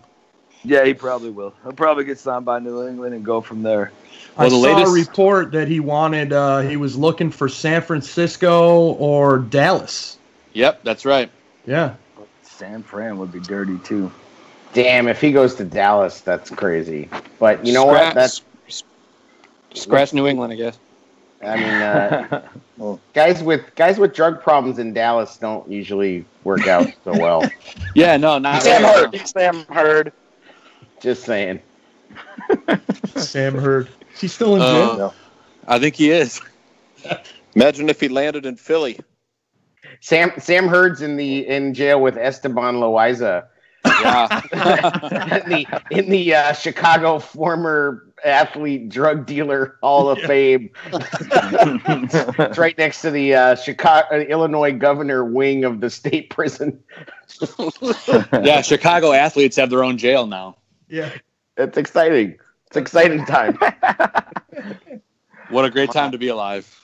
All right, Tooch and Goon, thanks, fellas. We appreciate you guys coming on. Sorry for the short fused little segment here. We kind of ran our mouths too much and went over earlier. But we appreciate you guys coming out. For all you Barflies out there, you know where to find Tooch and the Goon at Fantasy Football Goon. Any questions you guys got for them, feel free to fire away on Twitter. Tag them up in it, share it, let your friends know that that's the place to go for your fantasy football news. Appreciate you guys stopping in, fellas. Hey, thanks, guys. Yeah, thanks. All right. Tooch and the Goon. Hey, we didn't even get the song drop. Oh no, we didn't get the song. It's not even a drop. I just do that shit live. I'm gonna fucking do it live. Do it live. Do it. Hey, so there's one thing I wanted to get to before we get out of here on a more serious note. We got one of our fellow Barflies and radio or show voice, Trey Busy. He's coming out with his new podcast that's near and dear to him, and I think it's a great cause. I know it was talked about on 100 Proof, and it was talked about on a couple shows, but we're going to go ahead and drop in Trey Busy's thoughts on this new podcast and what his ultimate goal is. So let's go ahead and do that. Tooch and the Goon, Goon and the Tooch. Ooh, Tooch and the Goon. It was, as we're getting this ready, Aldo's looking for it. He's pulling out his fucking hair. But hey, so it's Goon and the Tooch, Tooch and the Goon, two dudes with a fantasy in the barroom. Not saying it's gay, but it could be a bit. They're about to tell you who to start and sit. Yeah. Ladies and gentlemen. How has that not been recorded yet? This is how you kill airtime. Yeah. Only live. This is what happens when the drops are. I can say this, man. While we're waiting for Trey Busy's drop, kudos to that dude. He's solid. To have something like that he's passionate about and he wants to get out there, absolutely, make a difference in people's lives. It's such an important topic, man. Yeah, man. I shared some stuff with him. We've all had that anxiety and things like that, and as a guy, I think it's harder to talk about, especially with other dudes. It's like, yeah, you don't want to bother anybody with that stuff, but the reality is sometimes you just need to know that you're not alone. And right. For Trey to take this upon himself, man, Yeah. it's fantastic. I mean, that says a lot about a man and his character, and I couldn't be prouder to be associated with that guy. Yeah, it's Me too. All right, here we go. We got the drop ready. Me personally, I had a conversation with Aldo on Friday. We had a long talk, and I was letting him know, like earlier this year, man, I had a really tough time earlier this year. If you guys remember, my girlfriend's house burning down, my job laying me off a couple days later, man. Like that shit really fucked me up. I'm gonna keep it real. It fucked me up, man. I just, I had days when I was feeling down, and I felt like I wasn't good enough. Pull myself out of there eventually, through the help of therapy. But a lot of people, they feel like they're alone out there. I posted a status the other day on Friday saying, if you feel like you're dealing with anxiety and depression, reach out to me and I'll be sure to, talk to you. And I've had nonstop since Friday. I had messages, I had posts, I had shares, I had hella people just opening up to me saying things like, oh, I tried to take my life 6 years ago. I've been depressed since I was 16. My brother died. My mom passed away. Life ain't been the same. I got divorced from my husband. I don't know how to take care of my family. And all these people are feeling more comfortable to open up to me. I let them know I've dealt with the same thing. They always hit me with the, they're like, oh, really? I would have never expected you to deal with it. I'm like, well, more people deal with it than what you think. So I've come up with an idea. I ran it past Aldo. He really liked it. I ran it past a couple people, actually, but ran it past Aldo, and I told him, I was like, I want to start my own podcast. And, it's not going to be about football, obviously, but I want to start an open, MixLR podcast where we're going to have people come on every day that are dealing with different types of mental illnesses. I want them to know that they are not alone out there. I want them to know that there are people out there that relate to them, people that are dealing with the same thing.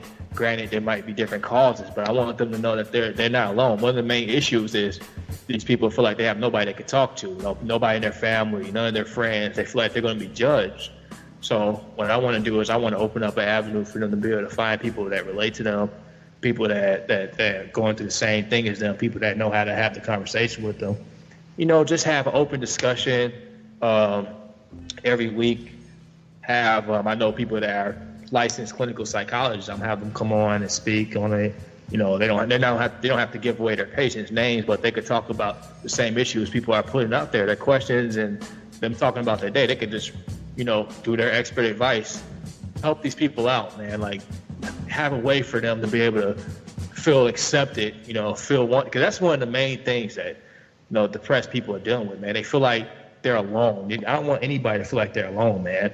That's one of the most fucked up feelings you could ever have in life, is feeling like you're alone and that nobody understands you. Even with Robin Williams, man, he was fucking depressed. And it's one of the most, you always see him, he's always happy in the movies and shit like that, happy in interviews, and he just took his own life one day, My goal is, I told Aldo, my goal is to save people's lives. I'm going to do whatever the fuck I have to. Short term, my goal is to save people's lives. Long term, I want to change communities. I want to positively affect the communities. It's not going to just be for people that are 30 and older. I don't care if you're a teenager. I don't care if you're a senior citizen, whoever needs it, man. I want them to be able to tune in. It's going to be like an AA meeting. AA meetings, people go, they meet up, they talk with people they feel comfortable with. These are people that they relate to. They open up to them.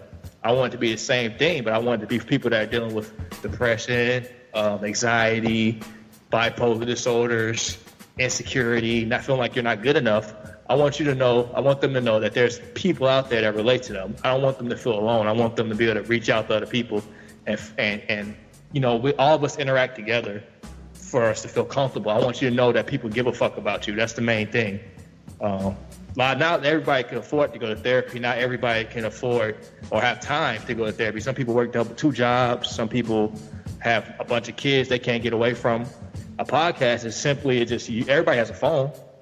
Everybody has a phone. You just turn your phone on and listen in. That's something I want to get going. Me and Aldo going to meet up this weekend, and he's going to help set me up. And one of my friends, he's a producer. He makes music. I'm trying to put it together. I've been working hard on it, man. I've been in the lab pretty much I have hella notes to get it going. So that's pretty much what I got going on with me. Man, that's great. Yeah, that's man. so great to hear. It is. And it's just, some heavy shit there. But just like 100 proof, man. Like, that's what it is. It's just 100.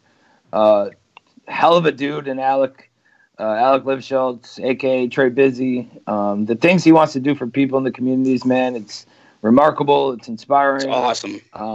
Yeah. Thanks, Trey, Man, man. it's such an important thing, too, that there's just not enough focus on, not enough government support either. So I commend Trey, man. That's awesome, bro. Nothing but the best of luck with that. I fully support it. You hit the nail on the head. Every age group, guys. From teenagers right up through. Love what Trey's doing. Yeah. Trey, thanks, man. We look forward to hearing the show. And honestly, you're just an inspiring person, man. And, we like where your head's at. And good luck with the show and everything that you got going on. All right, fellas, we're going to wrap this thing up. I'd like to thank Ryan Badgley for coming out. Badge. Thanks, Badge. Thanks, guys. Badge of honor, man. I like it. I think it's going to inform some fans on who these players are outside of football. We look forward to having you on every week, man. And Appreciate thanks it. for stopping in, brother. Thanks, guys. Have a good day. Go Bears. Right. Thanks, Badge. Bear down. Let's get just one last around the room. Any quick shout-outs or anything you guys want to get off your chest? Make it quick. We're wrapping this thing up. AA, what you got? Just shout out to everybody in North Carolina and the Carolinas dealing with that storm. And Bobby, shout out to you for getting everything done, even though you sitting there watching your house get messed up by the storm and everything. So shout out to you. And I just want to remind everybody that to tune in to the show after the game on Monday. Aldo and Danny Shimon will be on, and then on Monday we'll also have Bears Hour Live. Or how are we doing that? Are we doing both of those? Tuesday will be Bears Hour Live. Monday after the game, Bears on Tap. And then Wednesday, Buffon and Bears Girl is 8:30. 9 o'clock Central. Then we got Mike North Advantage. We got 100 Proof. This is a full-on network. Every day it seems like there's something. So shout out to the Barroom trucking along. Hell yeah. So I'm glad I don't know. You just took all those from me, but either way, get it, girl. Jared, what you got? I think you took all of ours, to be honest. Jared, what you got? You got anything? I got one big one. Shout out to my boy, D-Diddy, going up to the Ed Sheeran concert. Yeah, I said Diddy went to an Ed Sheeran concert, and he had a good time. Hey. And he rapped. It was excellent, man. The Bears Barroom swag. He rocked it hard. It looked great. I'm glad you had a good time. Hopefully you got some comments on it, but that's a 12-year-old group, so I'm just curious. Jesus. Big props to you, man. Hey, as AA mentioned, BHL on Tuesday. Emery Hunt will be joining Phil to kick it there on Bears Hour Live. Nicky, you got anything? Yeah, man. I'm going to give a shout out to Mikey North and loaning me that $7.90 that he won. Did you get it? No, he said it's in the mail. Never take a loan from Mike North. You don't want the juice on that. You'd be wearing this cement shoes. No, in all seriousness, guys, thanks to all the Barflies and all the Barroom guys and girl. This has been awesome. We appreciate you all. So let's give these Seahawks a beatdown that they've never seen before coming up tomorrow. Hell yeah. All right, man. I'm gonna let you guys go ahead and control all those, and I'm just gonna get us out of here. Thanks for joining us this morning. We look forward to bring. I got a little something real quick. I heard it. Really quick. Sorry. Real quick. I didn't get to ride it out to the end with you guys last time, so I just want to just say thank you to the Barroom, Shane, Aldo, Phil for believing in us. This is a great opportunity, and I just really appreciate you guys. And let's get this win, baby. Yeah. Oh, yeah. Gotta get one to this and 1-1. All right. Thanks for joining us this morning. We look forward to bringing you guys some pregame coverage throughout the year. Hearing from you, Barflies. If you got a show idea or you got a segment idea or whatever, run it past us. Let us know. Hit me up on Twitter or any of the guys. Make sure you follow, obviously, everything that's Bears Barroom. And, hit up tomorrow night for a little on tap with Aldo and Danny 15 minutes after the game. Thanks for joining us, Barflies. Later. Whoop, whoop. Bear down.